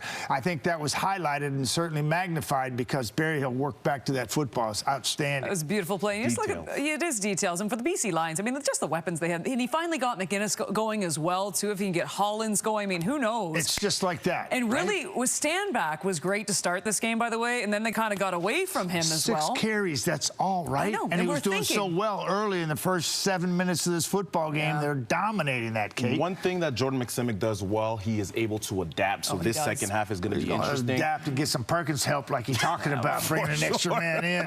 Hicks is having a field day. You know what, it was great to talk about the game, but we all know tonight is all about Wally Buono going into the Wall of Fame in Calgary. There he is, riding in on style. We'll get to that ceremony and Wally's speech just after this.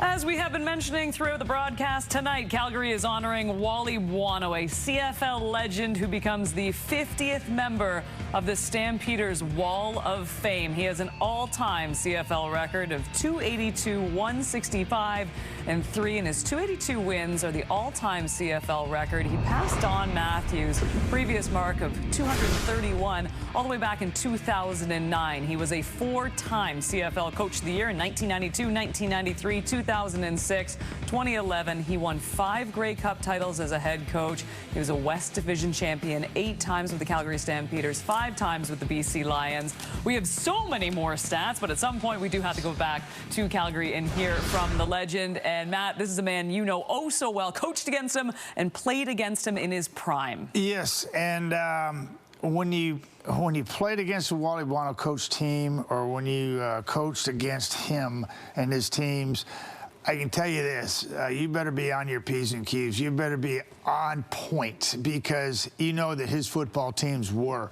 And you had to be attention to details, what he brought out in his opponents, because he was so good at that. And it's not what Wally knew, because we know he knows a lot of football. He's probably forgotten more football than we'll ever know.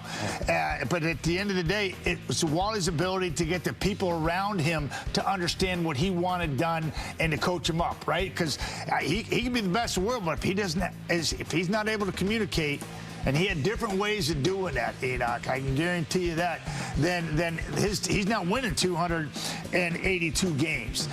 But his ability to communicate, to empower his coaches and the people around him, second to none. That's why he's sitting on top. Listen, Matt, I never got the opportunity to play for a team that he was in control of, but he was in the way of my rookie Grey Cup and the team that he constructed and beat in 2011. It definitely does, but I spoke with a lot of the guys that played for him, and Solomon and G. Roy Simon, who are Hall of Famers, but they all said pretty much the same thing that you're saying, and it was all in line, talking about how, he was one of the greatest influences in their careers and in their lives, and he wasn't just a coach. He wasn't just a general manager. He was more than that. He was a mentor. Manny Arsenal also mentioned the same thing. He said, hey, look, there would be no Manny show if it wasn't for Wally Buono. And players, but the tree, the coaching tree that he has is incredible. It's more like a forest.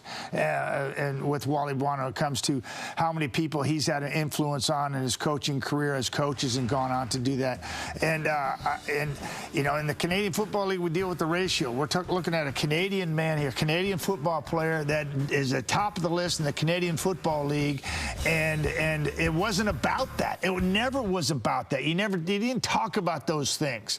Yes, it's good to mention it, because he is Canadian and he dominates and has dominated this league, but it was always just about he was a damn good football coach. Yeah. And proof is in the pudding right there. And the great part, too, with Wally, I mean, you look at the quarterbacks that he had, too, in this league. I mean, to have amazing quarterbacks, and this is nothing against what he certainly did, but no, to have that quality of quarterbacks and the quality of coach and leader and GM that he was as well, I mean, it really is a perfect storm. Yeah, and I know that Wally will talk about this, and he will mention Roy Shivers a lot. Yes. And as well as he should. 2 Hall of Famers that went out and got those guys. They didn't rely on the free agent draft, they simply went out there, or free agency, they simply went out there and found their talent. And he had a lot of them, and it does help to have a guy that can spin it and a guy can do what you want to do out there in the football field. Without him, you can't win a Grey Cup, as Gordon Miller often told me.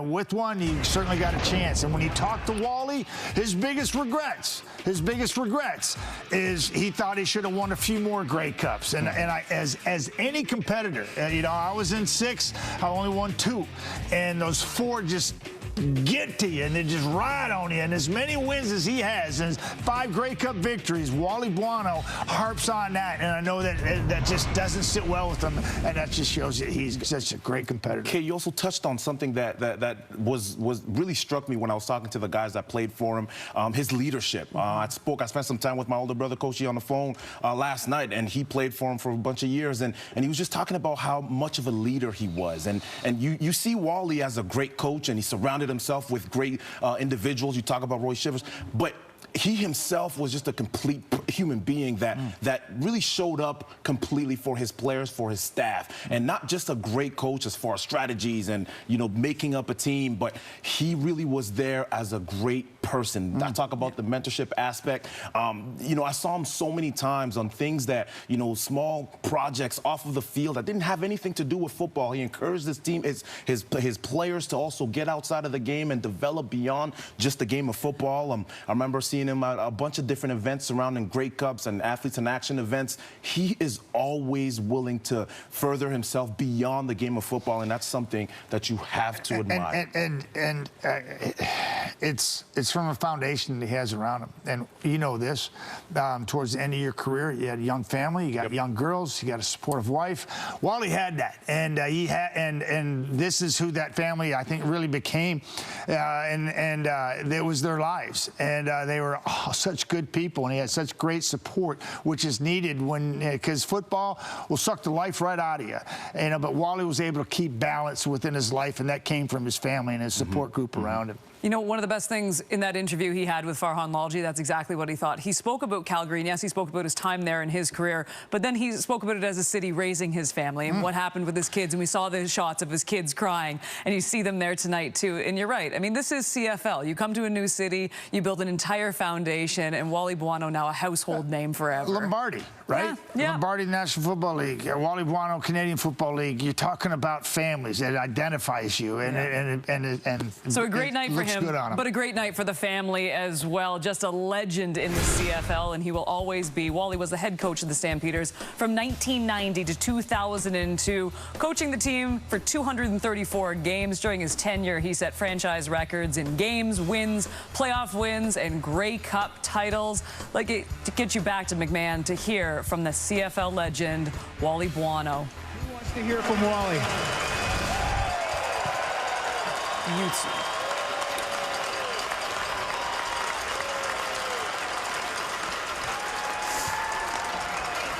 First of all, I want to say thank you to my wife, Sandy, and Christy, and my family for putting up with a coach that made football #1 during the season. But, you know, it's been a great privilege to come back to the city of Calgary where it all started. I just want to mention a few people that were very instrumental. Obviously, Normie Kwan having the confidence, but also, too, the people that we surrounded ourselves with. Roy Shivers was a tremendous asset to us.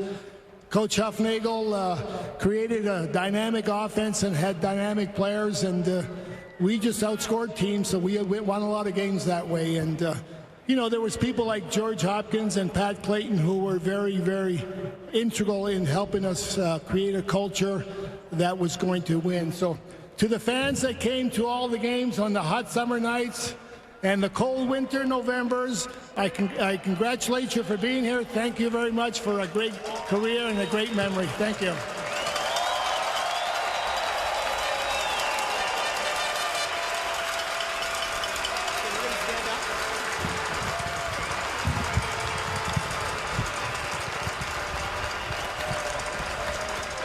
We're all going to come right here.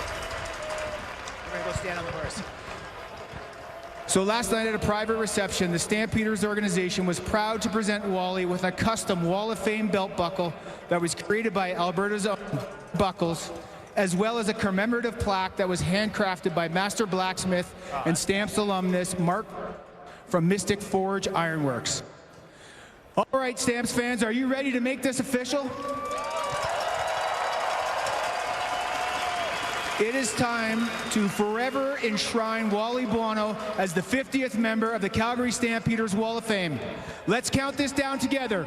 5, 4, 3, 2, 1.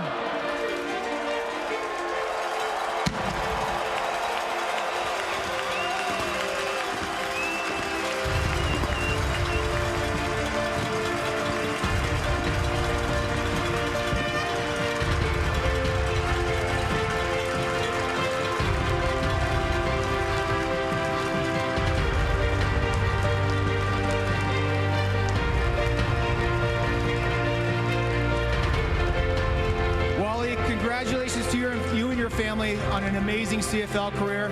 Stamps fans, let's give it up one more time. Wally Buono.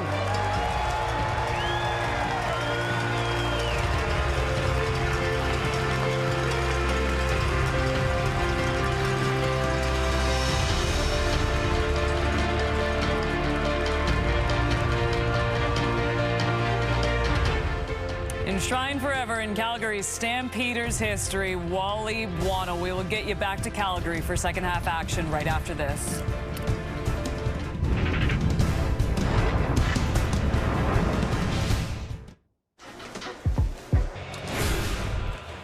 Second half action coming up. The Calgary Stampeders leading the BC Lions 14-10. Lions offense got to get going. Farhan Lalji standing by with Justin McInnes.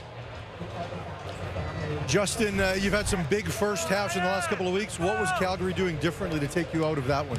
Absolutely nothing. We were out there beating ourselves. You know, I went outside, a lot of mistakes, a lot of penalties. We just got to execute at a higher level and like our chances. How much of a factor has the Heat been so far in the second half? You'll still be in it, facing it, versus Calgary that'll be in the shade here. Yeah, I mean, that's nothing. That's just football. It's adversity. It doesn't matter. We're here to play a football game. We don't care about the Heat. We just got to go out and get this win. Thanks for this. Thank you. Well, what a halftime ceremony. Everybody was just locked in watching that.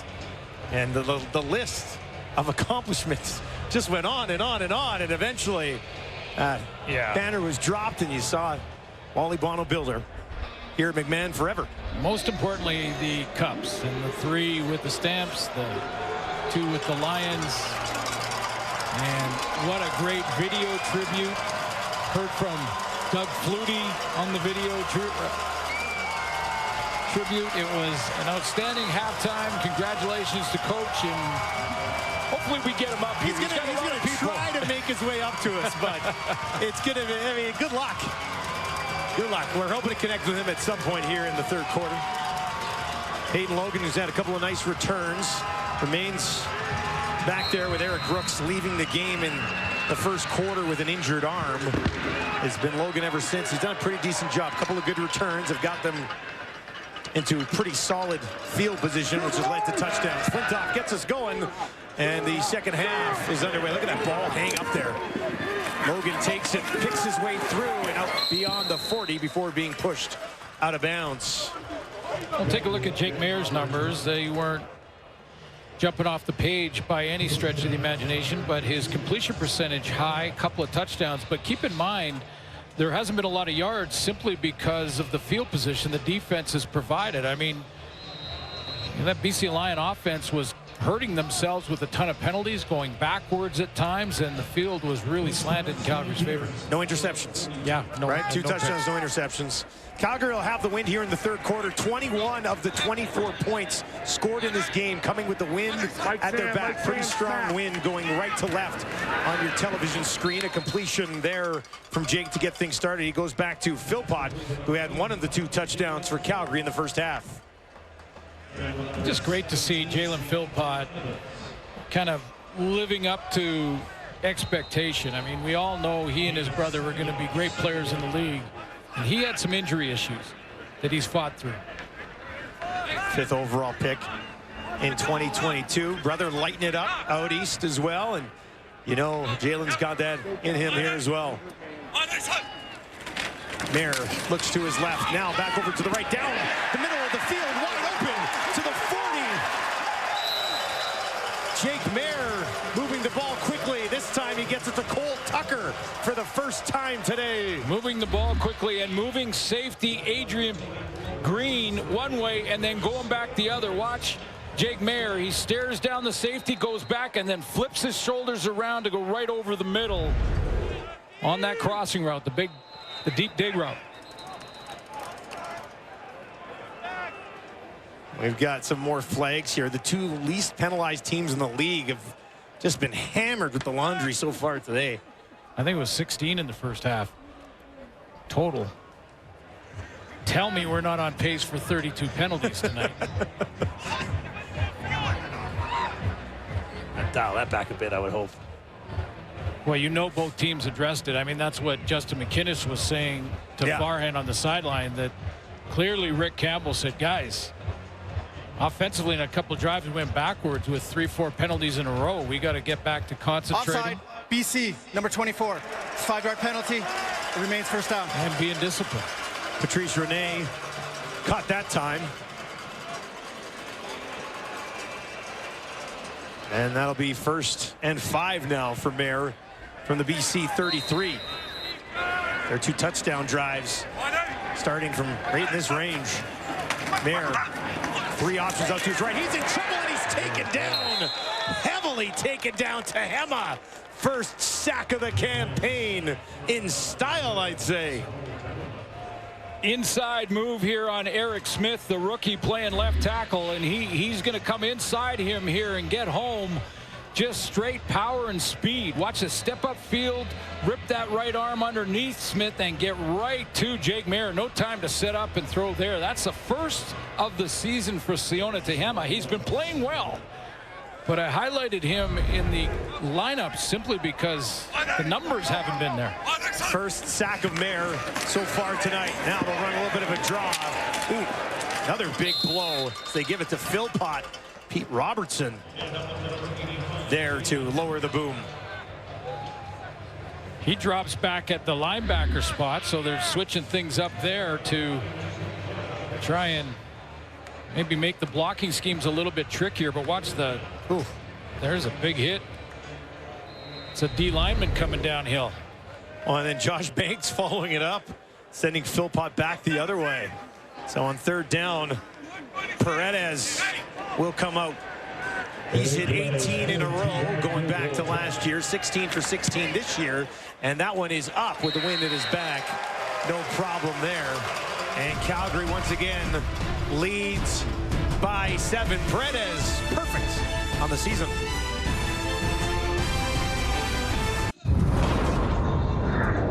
There was a couple of completions for Vernon Adams Jr. late in that first half, but early on, first quarter, he took a pounding. Couple big hits from Cameron Judge. Brandon Dozier on a delayed blitz just tattooed him, and he had a rough go in the first half. We'll see what adjustments this offense makes in the second. 136 through the air, touchdown, and an interception.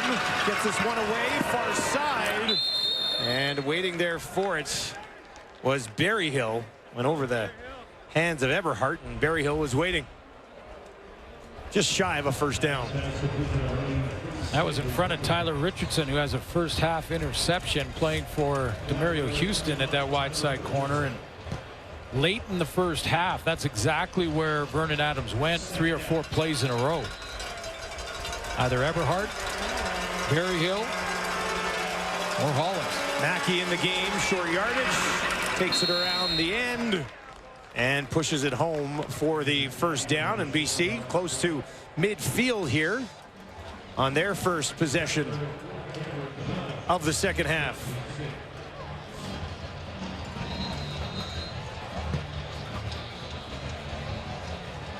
McInnes targeted 5 times in that first half, only able to haul in one of them. Was a big one for 31 yards late in the second quarter.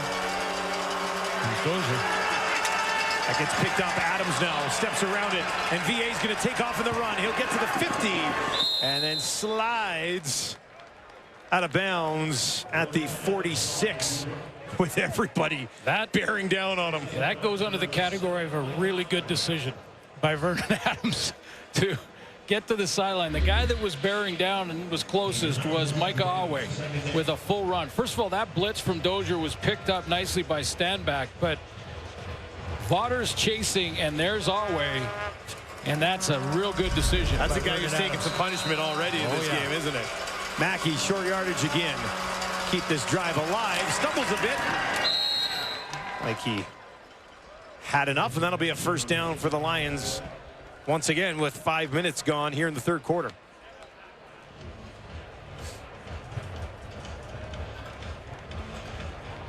No, I'm all for the short yardage idea with Mackey. I think it's a good idea. It takes a hit away from Vernon Adams. The only issue with it is, unless he can throw the ball, there's no threat of that ever. Exactly. Yeah, I guess the odd time. Well, you want Tommy Stevens would do. You know, exactly. That's a good point. First and 10 from the Calgary 44. Stanback takes that, pushes it ahead, found a little bit of space. He's got a first down, rumbling all the way down inside the Calgary 30. And Stanback probably been their best weapon so far this evening. Well, he really kick-started that offense in the first half with their touchdown drive. He got it going just with runs just like this one. And you can get Kent Perkins, the tackle, out on the second level onto the linebacker and Micah Awe. You got a chance for a running play, and that's what happens there. Fresh set from the Calgary 28. Nice start so far for the third quarter in the BC Lions. Adams, oh, nice move. Another one, he's bouncing all over the place. VA doing a little dance, and then finally takes it down to about the 25. He took a little bit of a pop right at the end there. Couldn't find anything down the field, though, could he? He's explaining right now to his receivers, reminding them about the scramble rules. If you have a short route in I scramble, you turn it up and go deep. If you have a deep route in I scramble, you turn around and come back towards me. Two guys zigging when he wanted them to zag. Leaves them in 2nd and 7. So he got 3 yards, creative 3 yards there from Adams. No work from the Calgary 25. 5 options out to the right. Looks to the left. Going up and getting it. Taking a hit at the end of the play was Berryhill. But he gets the first down. The Lions continue to march. William Stanback was the 5th going to that side of the field, and right on the inside, 4 receivers out, 3 more outside of Berryhill, and then Stanback makes the 5th, and they cross all the way to the empty side of the field. So see him flash open immediately, and then the safety coming downhill to make the hit. Bentley Sanders closing quickly there on Berryhill. Heads off for a breather. 1st and goal from the Calgary 9. BC looking to tie this football game. Adams fakes the handoff. Now goes over the middle. That's close. Touchdown, BC. Justin McInnes gets just enough. And the Lions pull within 1. This guy is so tough to cover. His catch radius so wide. I mean, he is well covered. How do you cover any better than Nick Stats does there? I mean, he's all over him. Tries to reach, and then Justin McInnes just uses that reach to separate him from the defensive back, and it's just almost impossible.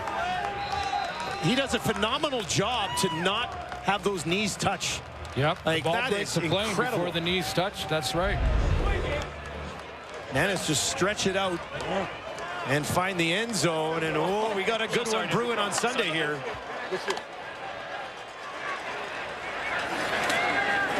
Sean White smooths it home, and we are tied at 17. It's an 8-play, 70-yard drive. That took less than 5 minutes.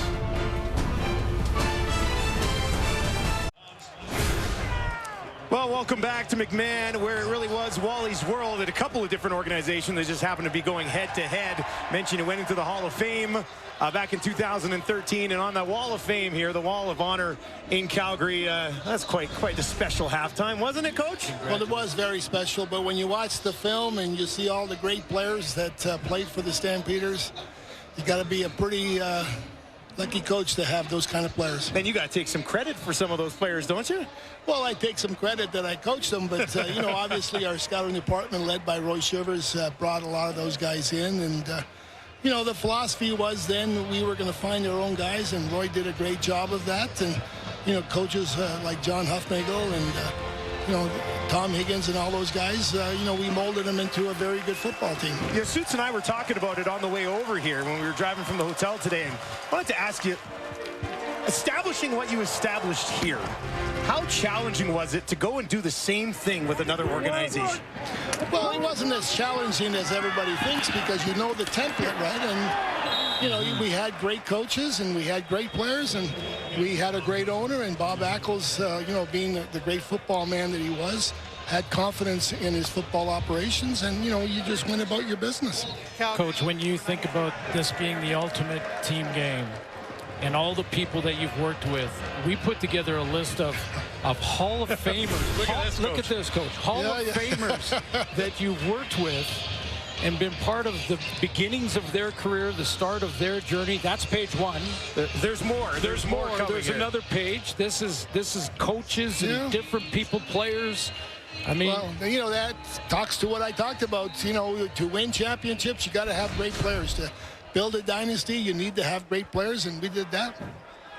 I also want to ask you about how important family is through this entire, especially as a coach, in the hours you have to put in. I know that's something you're very proud of with your family. Well, that's something you said at half. halftime, actually, right? Like, you're so committed and busy coaching. Family takes a little bit of a sacrifice. Well, it does, you know, and my philosophy always was, and my family, God bless my wife, Sandy, was great about understanding what my priorities are. And not that I loved them less or loved them more, but she knew that, you know, I had to spend my energy and time on football. But I also did family. But then once the off season came, you know, my number one priority was making sure my wife and kids were, you know, well taken care of.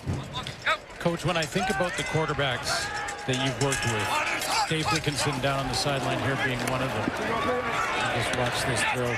Down on the field being one of them. But Jeff Garcia, Doug Flutie, all the great quarterbacks. I know you taught them a lot about the game, about the Canadian game, taught them how to win here. What did they teach you?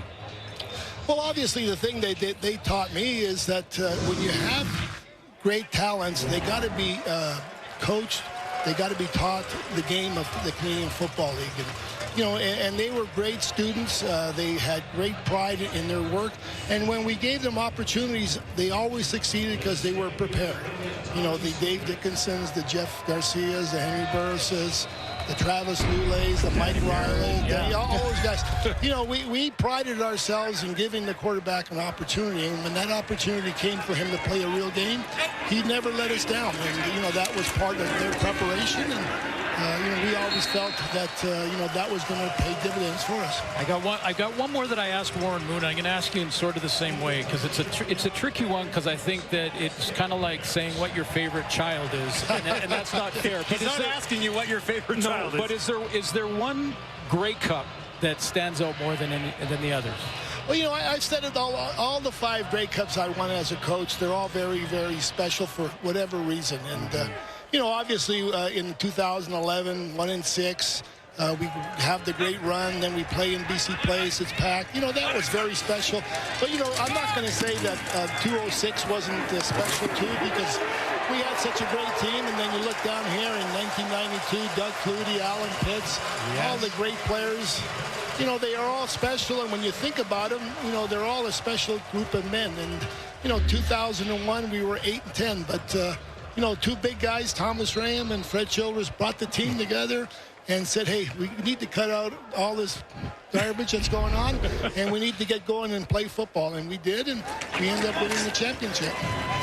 Wally Buono with us here in the booth on a special night in Calgary. And, you know, you look at one of the things that we want to talk about as well, you know, your list of accomplishments, but you see the players that went on to have so much success. How much pride do you take in that? Because you speak about it a little bit like a proud father of a lot of these guys. Well, I am, and you know, it's all part of you know, the culture that you build. You know, the players have to, first of all, they got to respect you and they got to trust you.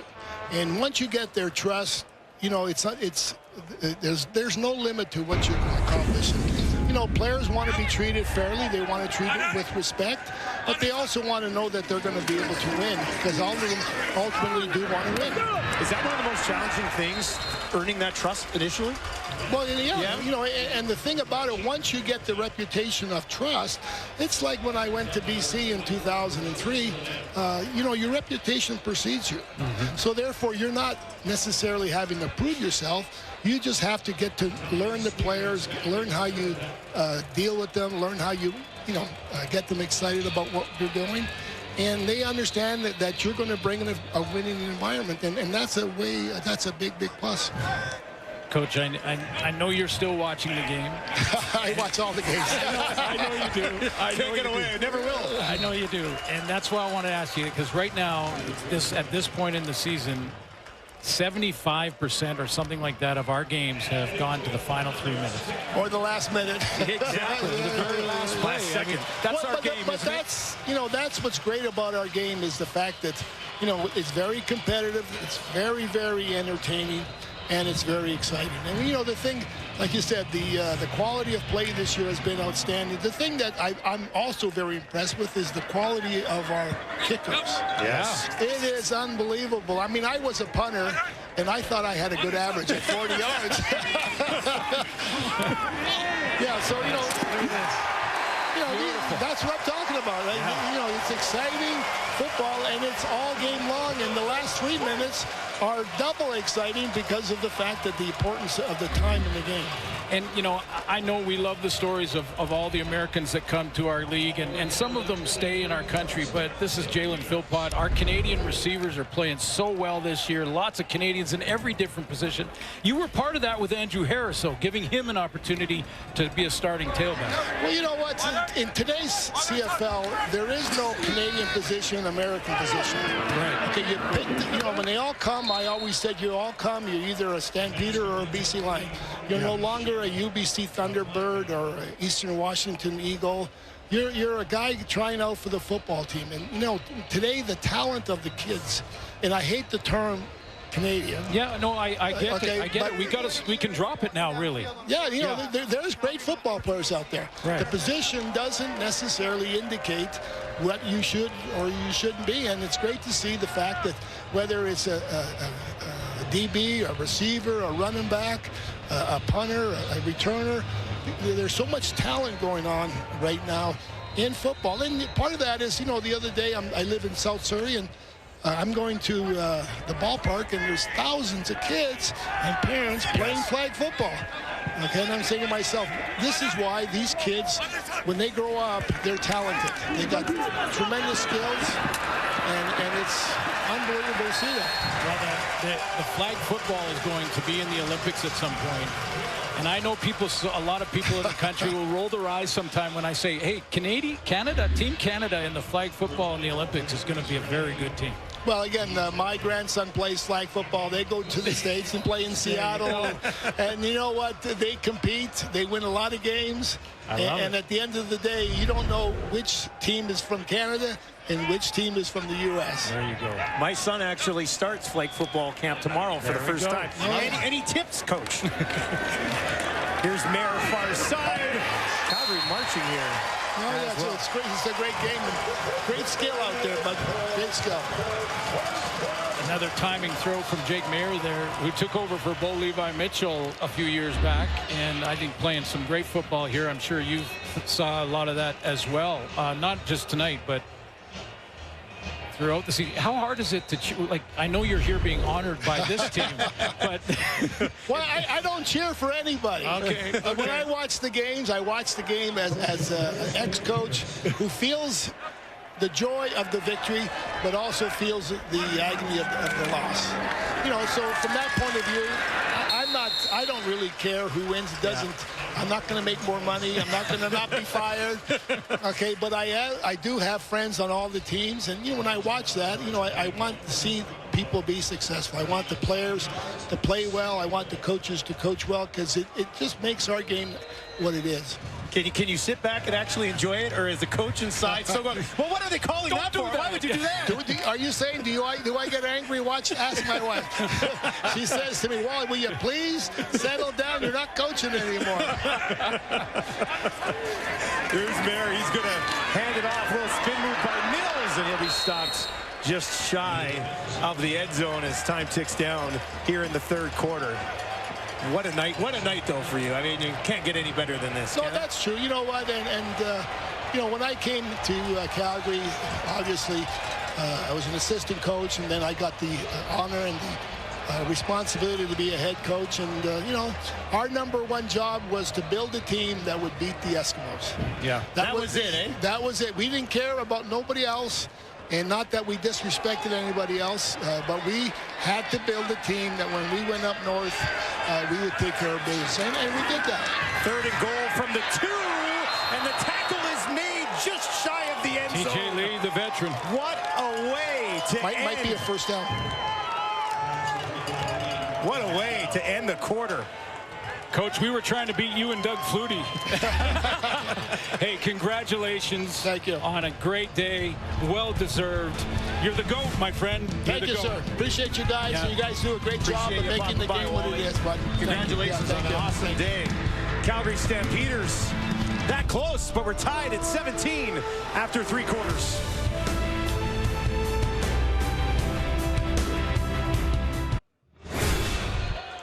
Welcome back to Calgary, where we will tell you that they did take another look at that last catch by Mark and Michelle, but he did not break the plane. So it's a turnover on downs. BC Lions will have the ball, 17-17. through 3 quarters, and this is setting up for another remarkable finish. The Calgary Stampeders, all 5 of their games this season have come down to the final 3 minutes, and I think 4 of 6 for the Lions as well. Yes, so. absolutely. And what a tackle by TJ Lee on 3rd down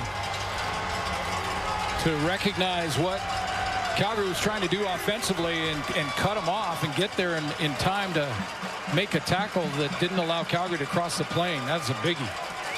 The good news for VA here is that he's got the entire field to work with. This drive starts on the BC 1. Fakes the handoff, turns, has some time, escapes, but there's a flag on the play, and that's all the way down the field. And if this is holding, which it was in the area of a hold, it's a safety. And Calgary would have a safety. Yeah, Calgary would get the ball back. It's 2 points. If it's a holding against BC, it's 2 points. Cam Judge is singling a safety right now.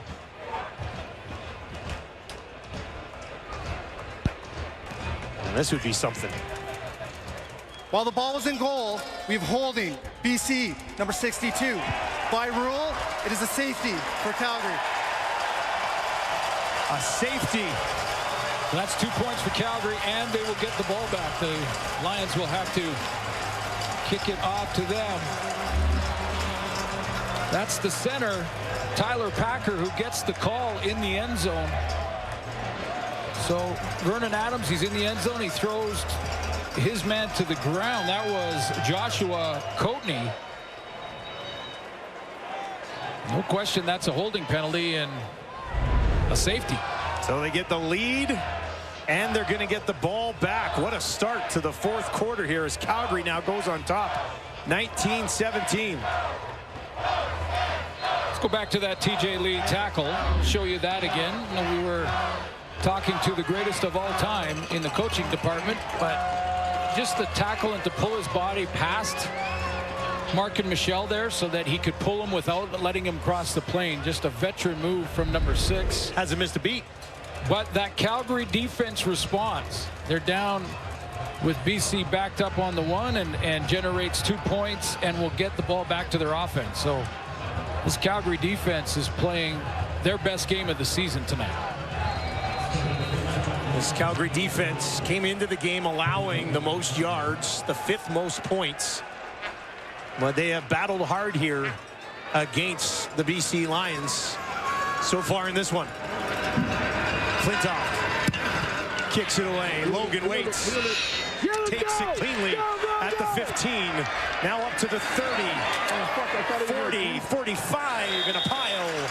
And decent field position once again for Jake Mayer, who's 3 yards shy of 200 on the evening. Yeah, the field position game and challenge for both these coaches has been won by Calgary, and it's part of that is Peyton Logan for sure, but it's also the defense generating those losses, whether it's drawing a penalty from the O-line. We've seen that 4 or 5 times tonight.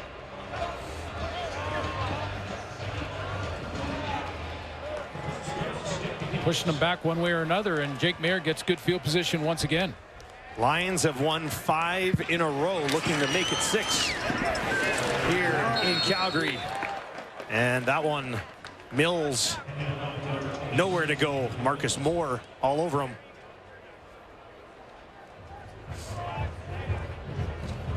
It's a small loss on the play. Deontay Evans had left the game with an injury. He's back.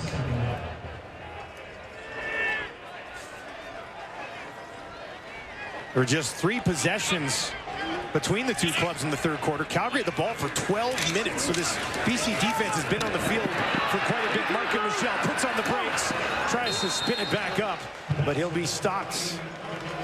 Probably a long 2 away from a first down. And yeah, decision time for Dave Dickinson here, because he's got a guy that he is confident they can get to in Tommy Stevens. They might leave Jake out here. And if they leave him out here, it's full 2 yards. But this is how the Lions, with a stop here, can get that field position advantage turned. Jake Mayer 3rd and 2 on his own 54. Trying to draw him offside. Might not even snap it. Doesn't look like it. Take the time count violation. Calgary, number 12. It's 5-yard penalty. It remains third down. They're going to kick anyway, so they'll take the time count, see if they can draw the Lions offside and get a free 5 yards. We've seen that many times in both leagues. I think with the way your defense has been playing in the field position. No question. I mean, this is by far the play. I mean, even Tommy Stevens, the long two there. No need to at this point. No. The way the defense for Calgary is playing tonight, you kick this away and you play the field position game that they've been doing. Grace lets it go from the 38. Comes up there. Williams takes it at the 35, no yards as he tries to kick it to the outside. Tackle is made over there by Kalen St. Cyr. VA trailing by 2. Well, welcome back. Yeah. After the kick, because they tried to sort of sky it, wind factoring in as well. It's a difference of 6 yards. BC's going to start this ball on their own 50. Good field position for the Lions. Let me explain. So Dave Dickinson on 3rd and 2 decides not to gamble and go for it there with a short yardage quarterback. So he goes with the sky kick, and right up here at the top of your screen is an onside player. So the idea here is just kick it high, let it hang in the wind, and you have an onside player that can recover it. But they ended up getting a no yards call, and the net on that punt was 6 yards. So at the end of it all, Dickinson could have really gone for it on 3rd down. Because even if he didn't get it, they're in the same place, the Lions. Now they're smack dab at midfield. Great explanation. 2nd and 5. Adams, deep shot, down the field. Pass interference. Heaving it up for McManus. I think the reputation of number 18 preceded him on that play, because coverage by Rodney Randall was pretty good down the field. I mean, you're talking about inside shoulder, inside leverage, step for step, not bad, and then panic hits. Yeah. He could tell by the look of McInnes that the ball was on its Pass way. interference. Grab Calgary, that jersey. number 27. And he's going, uh-oh, this guy catches everything. And he's in there, he grabs the jersey, in there with the arms way ahead of the ball arriving. I mean, there's no question on the interference. I just think the reputation of 18 this season and what he's done on the field got to Randall. It got to him. Yeah.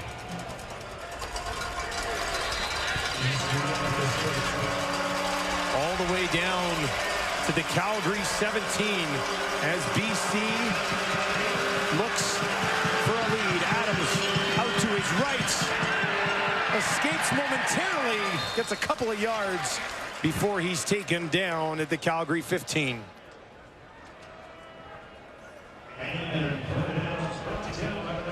Going with a big unit there on offense to bring in David Mackey at tight end, and now they're going back to the receiving set on 2nd and long. Brent Monson going to bring pressure. Often teams will do that down here. That means man-to-man for whoever's covering McInnes. It looks like it's going to be Kobe Williams. Adams needs 9 more. They are going to bring some pressure, so he's on the run, trying to get away from Dozier. Sends it to the end zone. No! Incomplete. Too much for Boisson. And that'll bring up 3rd down.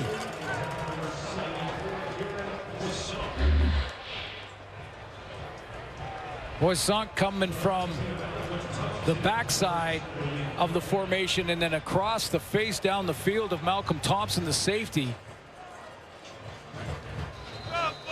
And absolutely no incidental contact, no trip, just a missed throw on the run. So Sean White will come out. He hit his 40th in a row already. This will be for 41 from 22. And that is up and through. He remains perfect on the season. BC Lions on top by 1. Well, John Huffnagel was down on the field when they honored Wally Buono at halftime. Here's Dave Dickinson with a funny story about both of them. Good story with Huff. Wally would try to get involved in the offense, and Huff, he's been wearing hearing aids for a long time, and he would just act like he couldn't hear. So, and Wally certainly, when you say, let people work, Wally's got a strong opinion, and he's done it right for a long time. But just pretend you couldn't hear him. I could just, and Coach Hufnagel, I still call him, I will forever call Wally Buono Coach. It's inherent in you, but I can remember a ton of times that Hufnagel, this is a nice catch down the field too, a ton of times that Hufnagel did the exact same thing with us. Yeah? Yeah, just nodding his head but pretending not to hear us. Mark and Michelle with the catch here. We'll give you another look at it. Yeah, he's got some space here. And I'll just take a look and see, because that's a pretty good duo on the short side of the field with Gary Peters playing corner and now TJ Lee playing high. But Peters jumps that short route, gets snugged up on it a little bit, and that opened up Mark and Michelle between the sideline and the hash. Long way to go in this game, but it would seem fitting if it came down to Paredes and White at the end of this one tonight. Neither guy has missed yet this season. Mayer. Barnes makes one move, now another. He's going to take it down to the 10. At the 5, it's TJ Lee with another touchdown saver. But Clark Barnes explodes up the middle. Well, you got to get those blocks at the beginning of a little hit screen like this to the receiver. It's basically get it out there behind the line of scrimmage almost. You get a block up here, a block right here. That seals the linebackers. Now you got to make one miss. It's either a DB or a safety. There's the miss by Clark Barnes. Cuts inside of Adrian Green, and away he goes. Good block there on the kick out. I think it was Cole Tucker who made that first one. First catch of the game for Barnes goes for 40. Calgary knocking on the door again. Mayer gets it away. Has the completion. Has a touchdown. Right back to Barnes. And he finds the end zone. And the Stampeders climb back on top. Fitting.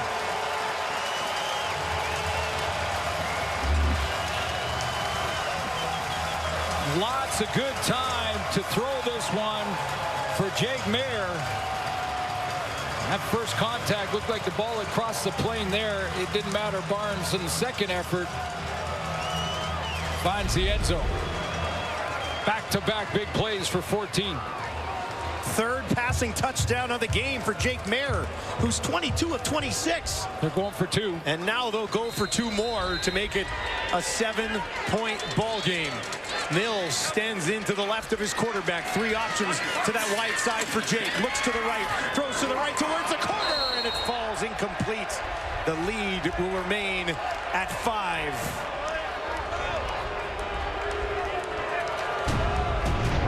Jake Mayer balling out here against the Lions. 276 yards, and this one, his 3rd touchdown to Clark Barnes.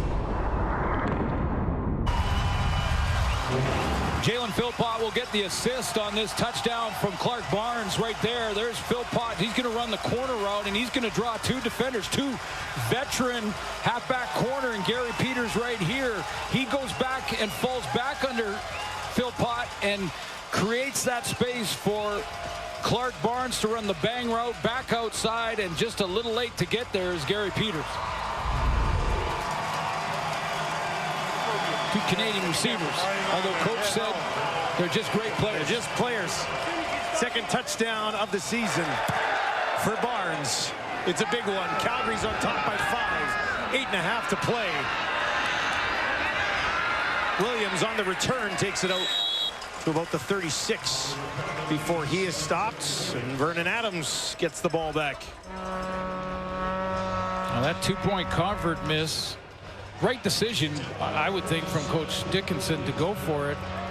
Didn't get that on the coverage by TJ Lee on that last one. So Vernon Adams with a major can retake the lead here.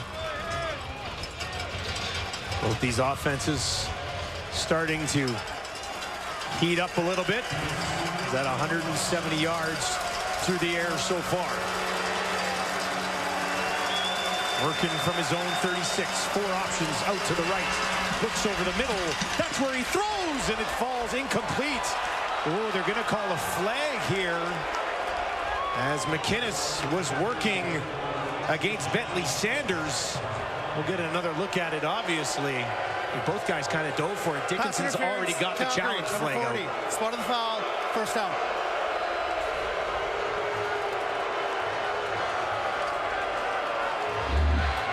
Dave Dickinson's taking a long look at this. It's up to the right corner of your screen.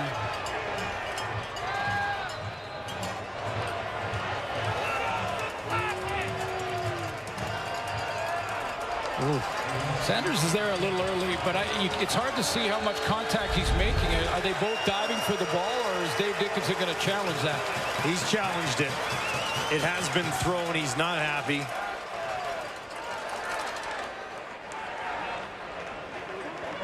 We'll have to get a few more looks at it. It looked like McInnes sort of wanted, like, was he tripped up or was he diving himself to get to that ball? Calgary is challenging the previous ruling of pass interference. The play will be reviewed. Well, if Sanders made contact trying to go through McInnes to get to the ball, then it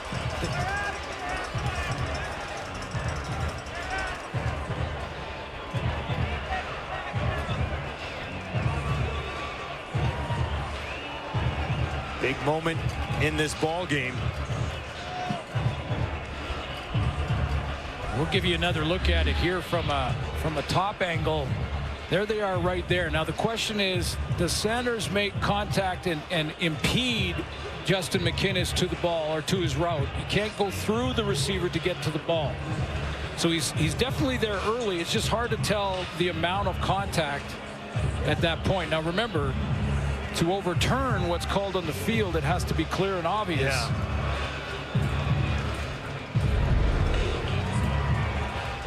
You lean towards this one standing? Well, it just depends on if they can. We're sending every angle that we have to the command center. Call on the field is a penalty for pass interference. Dave had his flag ready to go almost immediately. See, and the angles that they see down there, and this is something that I think frustrates them, is that, you know, he may have saw and thought, no way, there was enough contact. But unless there's a replay that actually shows that now, it really is irrelevant.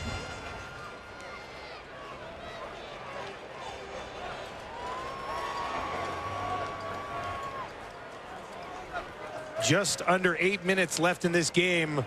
A big ruling. Here it is. After review, the ruling on the field stands. It'll be first down BC. Calgary will be charged with a timeout.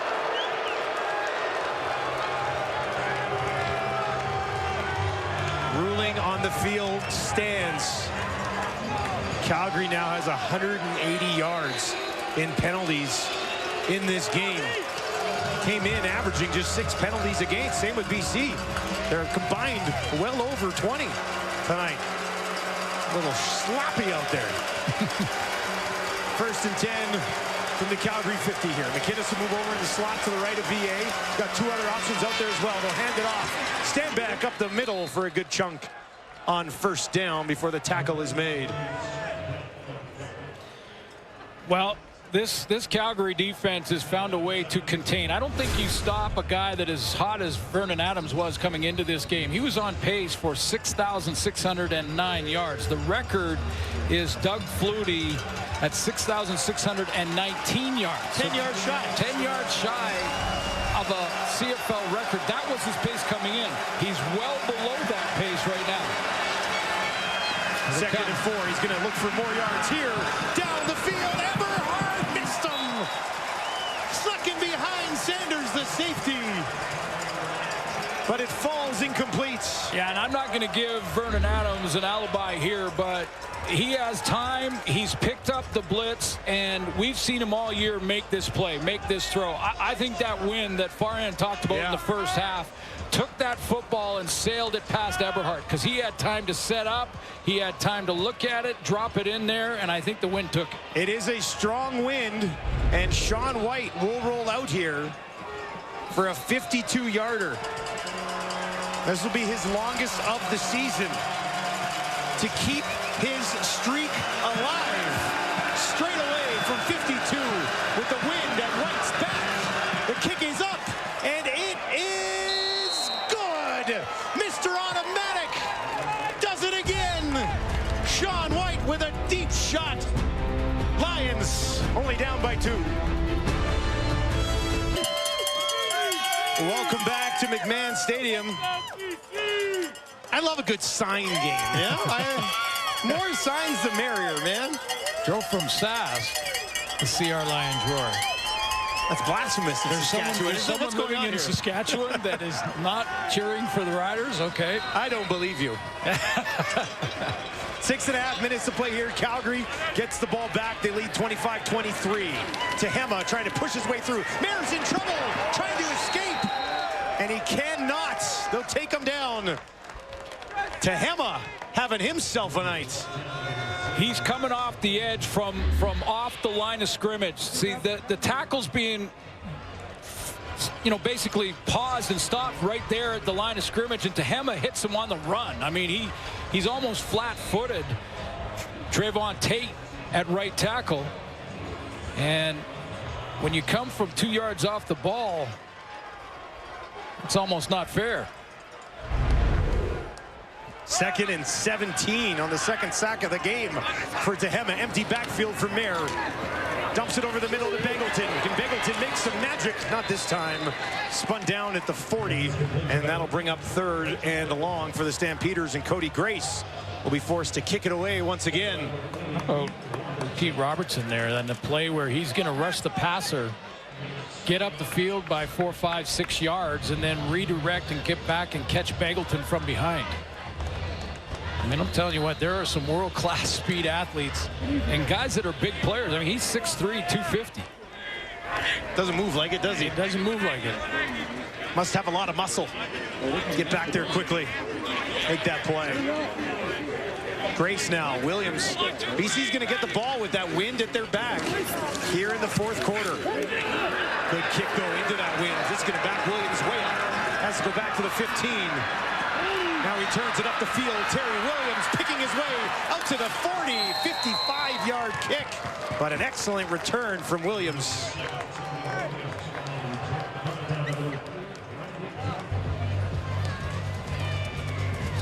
.441 remaining. Vernon Adams, 14 of 26, 170 yards, 2 touchdowns, and an interception. Trailing by 2. Stage is set here for VA.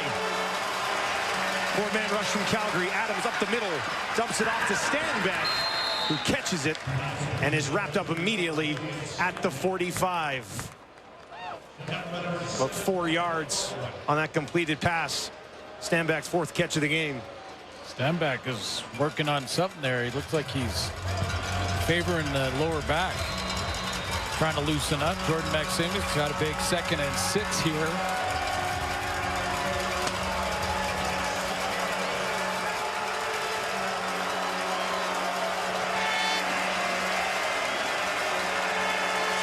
Stampeders defense trying to come up with a big play. They'll send 3. That's it. Adams bouncing around. There's a flag down the field as the pass is completed to McInnes.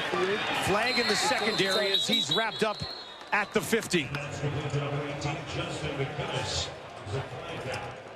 That was a short throw and just a Illegal contact. Calgary, number 7. That penalty is declined. 1st down, BC. a short throw and really a high percentage play for the BC offense, but this is a spectacular catch by Justin McInnes. I know it's not for big yards and all that. That's a tough one over the middle. He knows there's a lot of linebackers hanging out in that area. They want to hit with bad intentions, and Mike Alway was one of them, and he still snagged it. Lions are marching, looking for the lead. 1st and 10 from the Calgary 50. Adams backpedaling, settles down in the pocket, down the field. Is that intercepted at the 35? It is. Kobe Williams steps underneath and takes it away. The 2nd INT thrown by VA tonight. You know Kobe Williams has seen this bender route from Justin McInnes. This is how he's made his living this year, and this is how he's had the big numbers and leading the league this year with that exact route. Kobe Williams did his homework. He went back and looked at it. He knows Vernon Adams trusts McInnes to throw it in there even if he's covered. VA's looking at this in route. He's done it many times. He said, well, he looks a little covered, but this guy comes up with it every time anyway. And Kobe Williams takes it. Strong hands of Kobe Williams. First interception of the year. Couldn't have come at a better time. And Calgary gets the ball back with that 3-minute warning looming. They'll start it on the ground to Mills. To Hema is there. And he got back to the line of scrimmage. No further. Buckle up. Sunday night's been a thriller. Be ridiculous to leave now. As we get set to wrap up Week 7, let's take a look ahead to Week 8, starting with 5-1 versus 5-1. The Riders and Alouettes with New York Fries Thursday Night Football. Friday Night Football, Calgary Stampeders going to Ottawa, Bombers and Argos. And then the Ticats, who got a win, going against the Elks, who have no wins on Sunday. There's Dedrick Mills. His left wrist was being held onto by the training staff. He's out of the game for now. Peyton Logan's in at running back. He'll stand next to Jake Mayer. 2nd and 10 from the Calgary 35. Mayer looking to the left. Down the field. No! Trying to drop one into Barnes again, but could not connect, and the Lions will get the ball back. Boy, I tell you, that was a great throw, and that's coming from off the line of scrimmage. Barnes gets a good run at it, and actually he's going to be open. Shante Evans takes a step up at the shorter route and gets caught. And I thought that Mayer had dropped that over the outside shoulder. That's where you want to throw it, so even a recovering DB can't get involved, but just misses there. Cody Grace to kick it away one more time from the 25. Wobbles its way down to Williams. And Williams, after a 42-yard kick, pushes it out just beyond his own 42. And Adams will get a chance again. A field goal, of course, would put them on top.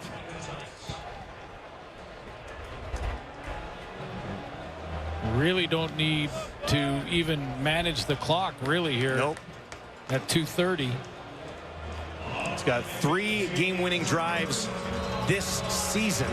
Sean White, no big deal, but he's hit 42 in a row, including one from 52 earlier in this quarter.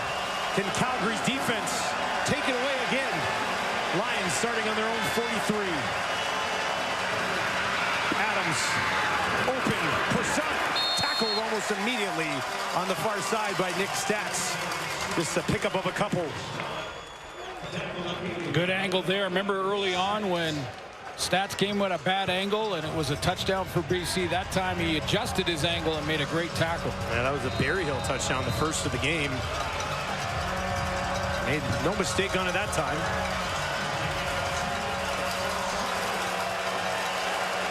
Calgary crowd trying to get behind this defense.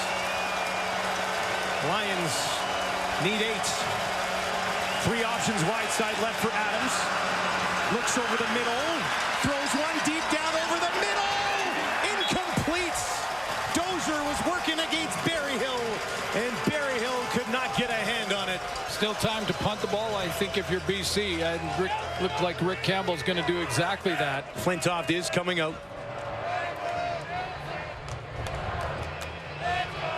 As an injured Stampeder on the 45.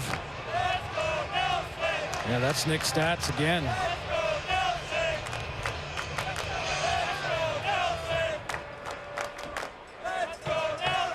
Stats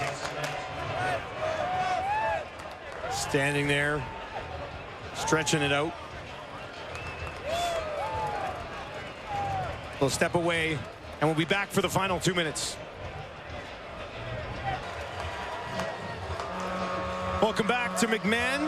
Nick Stats is up and walking off a little gingerly. He's had a couple of good returns. This is a big play right here. The Lions strategy, of course, that they have time to kick it, cover it, get the 2 and out from their defense, get the ball back with decent field position. That's their plan. Now, it does give control to Jake Mayer. A couple first downs, it's game over. Flintoff. Towering kick. Morgan waits, bounces all the way through the end zone. Point doesn't matter, because it was 2 points anyway. Yeah. So it doesn't matter. Smart, because it gives Jake Mayer field position to a point where now you know, he can kill the clock, or even if they punt, it's going to force Vernon Adams into 4 or 5 first downs with limited time. So this will start on the 40.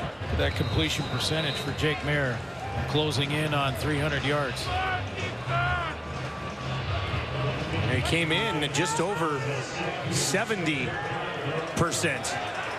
on the season, putting together another efficient night is Jake Mayer. 25-24. And that one falls incomplete. I'm going to say it was live, nothing blown down. And that is Barnes who eventually picks it up.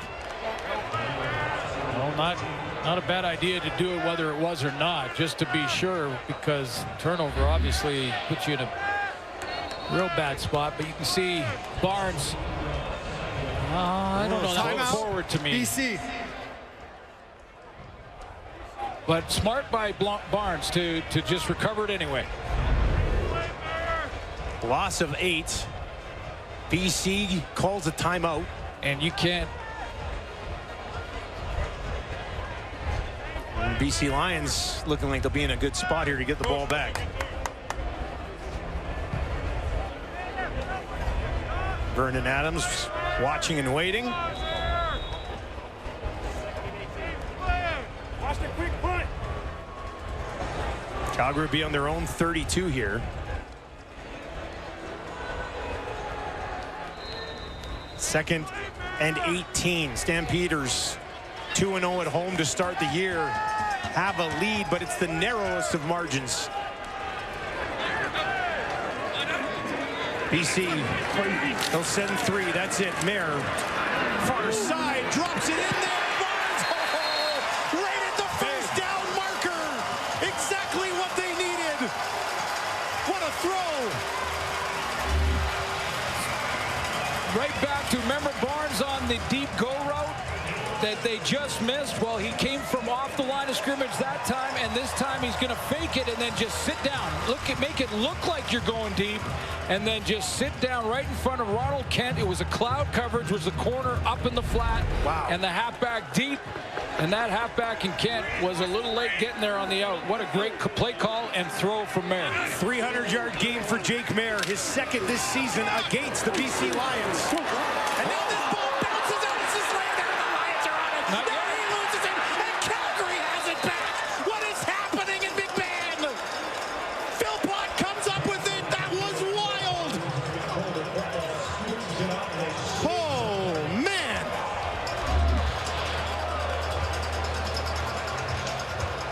Okay, take a breath, partner, and let's see what happened here. Okay, ball's out. There's no question that's a fumble. Sione Evans has it here. He goes down. He wasn't touched down by contact, so he loses it on his own. Barnes looks like he got hurt on that play. He's holding his arm.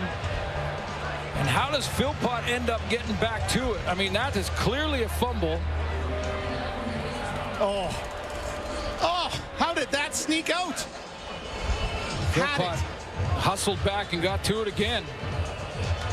Deontay Evans had this, went to tuck it underneath himself, and it popped out.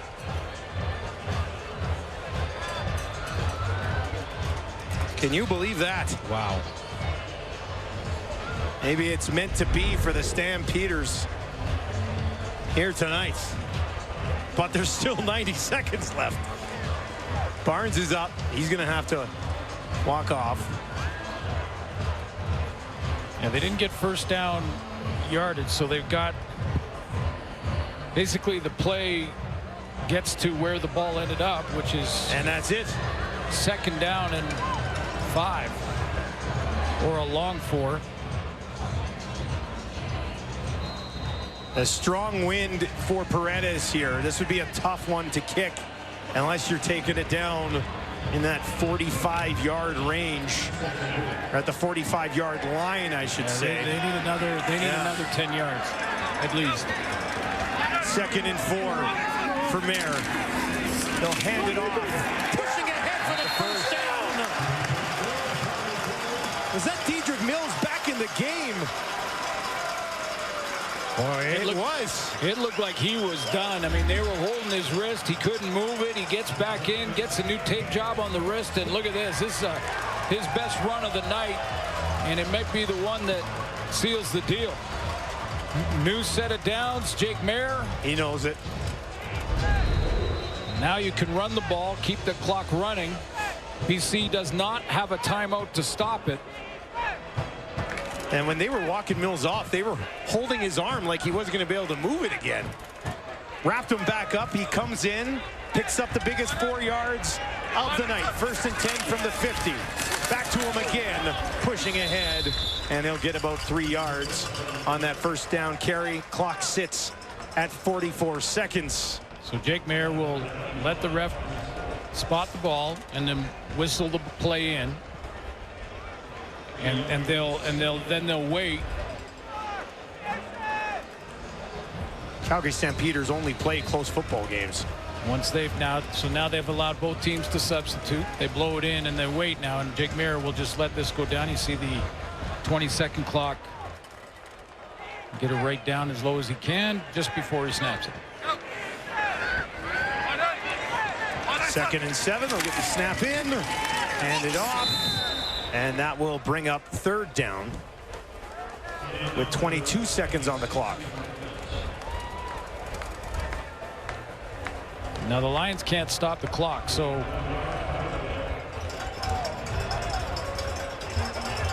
remember Shea Patterson at the end of that Saskatchewan game. Well, I don't think Jake's going to run around, is he? Well, no, and I don't either, but I'm saying that you can run it down to about 4 seconds and then retreat in a big way and then throw it away. Yeah. Win the ball without kicking it back to BC. By the time this one ticks down, he can just grab it, take a couple steps back. And kneel down. And kneel down. That should be. Well, yeah, it is close. I thought there might be 4 or 5, but take a knee here, and the Calgary Stampeders essentially are going to hang on for a 1-point victory over the BC Lions. Timeout. Timeout called by Calgary.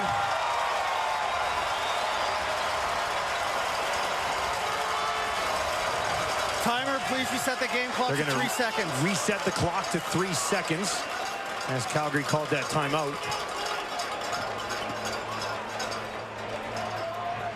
They're just going to have to do the same thing here, right?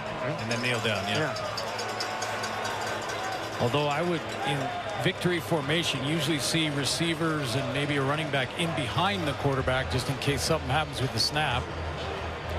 Well, I'd say there's no chance of that, but with some of the things we've seen this season, you never know. You never know. Talk about the final 3 minutes. What about the final 3 seconds? Calgary Stampeders about to go to 3-0 at home. Deontay Evans had the ball in his hand. There, look and fire this one to the crowd at McMahon as Calgary snaps a mini 2-game slide and remains perfect at McMahon.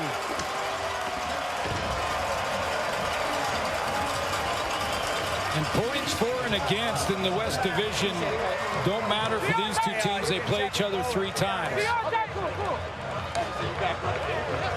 Jake Mayer, 2 300-yard passing games against the BC Lions. Confident boost here for Jake Mayer, I would think, tonight. Oh, absolutely. Another I think he's been playing his best football. Hasn't always got the results for other reasons, but Jake Mayer has been playing very well this year. Great completion percentage tonight. Jake Mayer goes 25 of 32 for 307 yards and 3 touchdowns as the Calgary Stampeders and their defense slow down the offensive juggernaut that has been the BC Lions. Lions snap a 5-game winning streak. Stampeders 3-0 at home to start the season. 25-24 the win. SportsCenter's next. Good night from Calgary.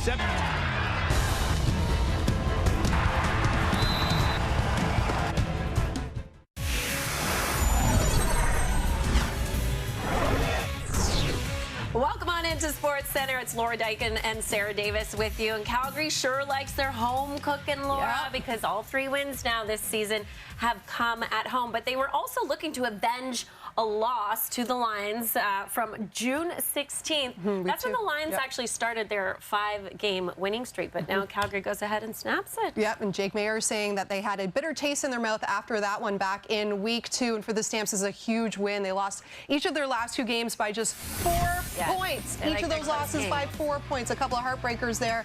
There's Vernon Adams Jr. entered week 7 as the clear-cut MOP favorite, minus 115 over on FanDuel. Here in the first quarter, Adams going to work, finding Stanley Berryhill, and Berryhill in there for the touchdown. First points of the ball game. Adams making his 100th CFL start. That's his 13th touchdown pass, and that makes it 7-0 BC. Now, opening drive of the second quarter, it's Maier connecting here with Reggie Bagleton for his touchdown. Tit for tat. Maier had a season-high 339 yards against BC back in week 2. That's his 9th touchdown pass, and we are all tied up as they talk things over. Now, late in the half, Maier airing it out. Jalen Philpott says, I got that. What a catch. Now, it was initially ruled incomplete, but Philpott yet gets that 1 foot in bounds. It's a good touchdown as the Stamps go on top. Now, at halftime, Calgary honoring CFL Hall of Famer Wally Buono, inducting him as the 50th member of their Wall of Fame as the Stamps head coach and GM across 13 seasons. Wally went to 6 Grey Cups, winning 3 of them, and he also remains the Stamps' all-time leader for coaching wins with 153. That is there forever. What a moment for Wally and his family.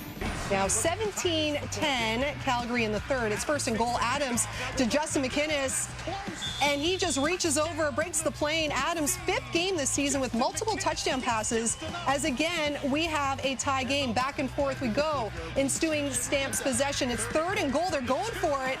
Markin Michelle stopped by TJ Lee. Lee playing in his first game since rupturing his Achilles in last year's West Final.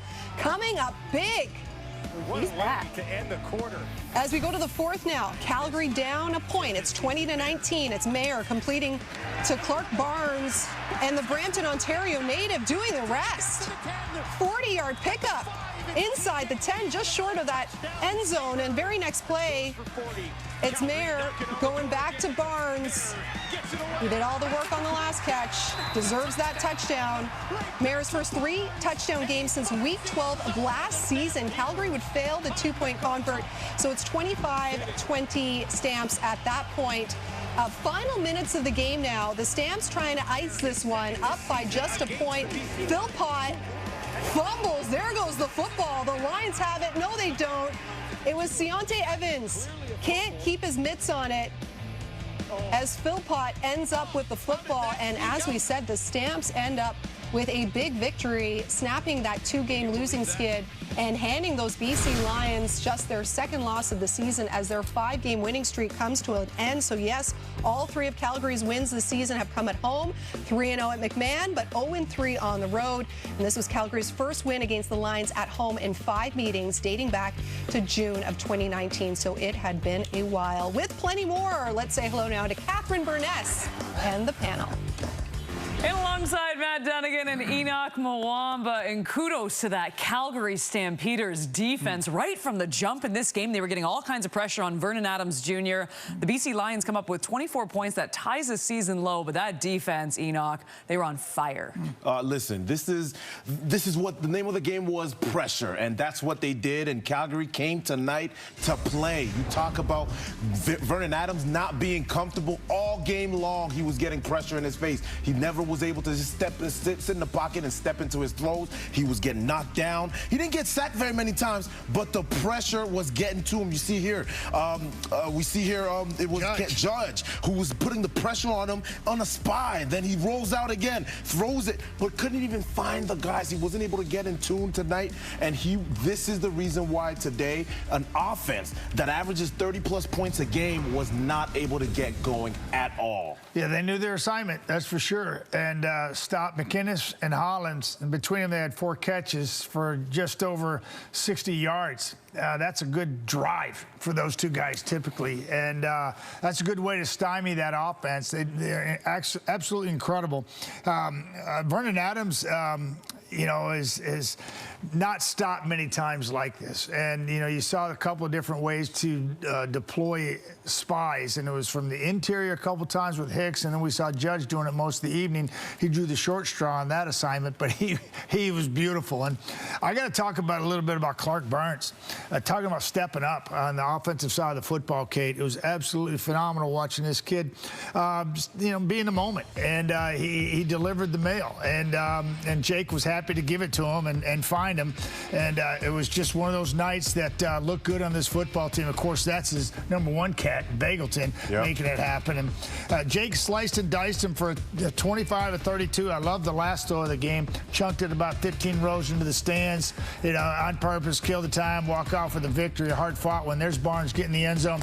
This is 2nd and 18. Hey, come on, are you kidding me?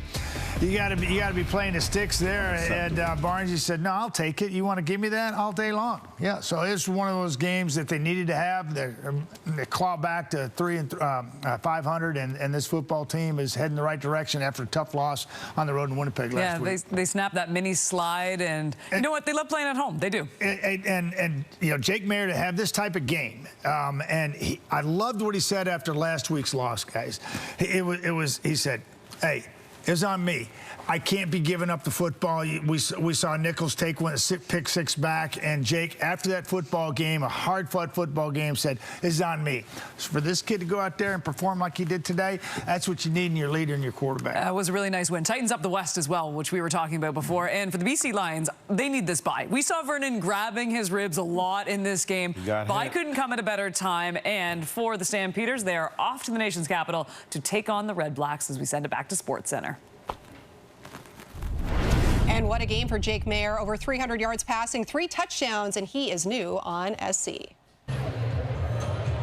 Jake, over 300 yards passing and 3 touchdowns, but close to 80% in terms of your percentage. Just how important was that efficiency for you today?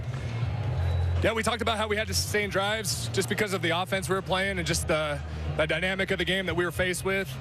Probably should have been higher in the 80. I cannot believe I skipped that bubble that cost us a fumble. That was unbelievably bad, but I'm just happy that we made the right plays at the end of the game to win it. Yeah, after that fumble, you wind up hitting Clark Barnes for 17 yards. I think you needed 16, and perfect throw, perfect play. Just take me through how important that one was. Yeah, we drew that one up in the sand a little bit.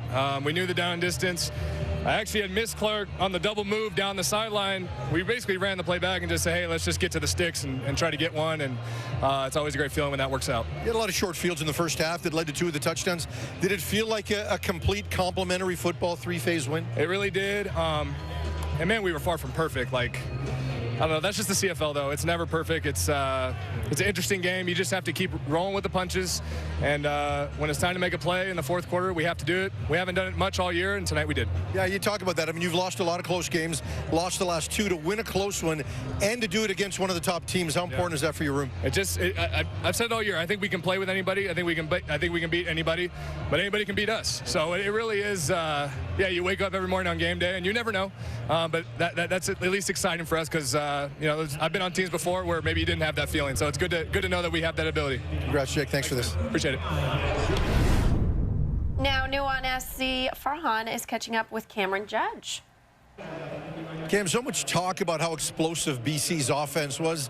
How much of a challenge was that for you? Did it mean a little more to be able to shut them down? It definitely did, yeah. I mean, the things they've been doing this year, you got to respect it. I mean, they got a lot of talented players in there with very talented quarterbacks. So anytime you can have some success against them, it's something to be proud of. You guys set the tone pretty early, including yourself specifically. A couple of big hits. I think Dozier had one as well. How important was that? Because it looked like Vernon felt that in the first half. I think it was pretty important, yeah. You got to make them feel a little pressure early. Definitely, I think that definitely helped us out there, You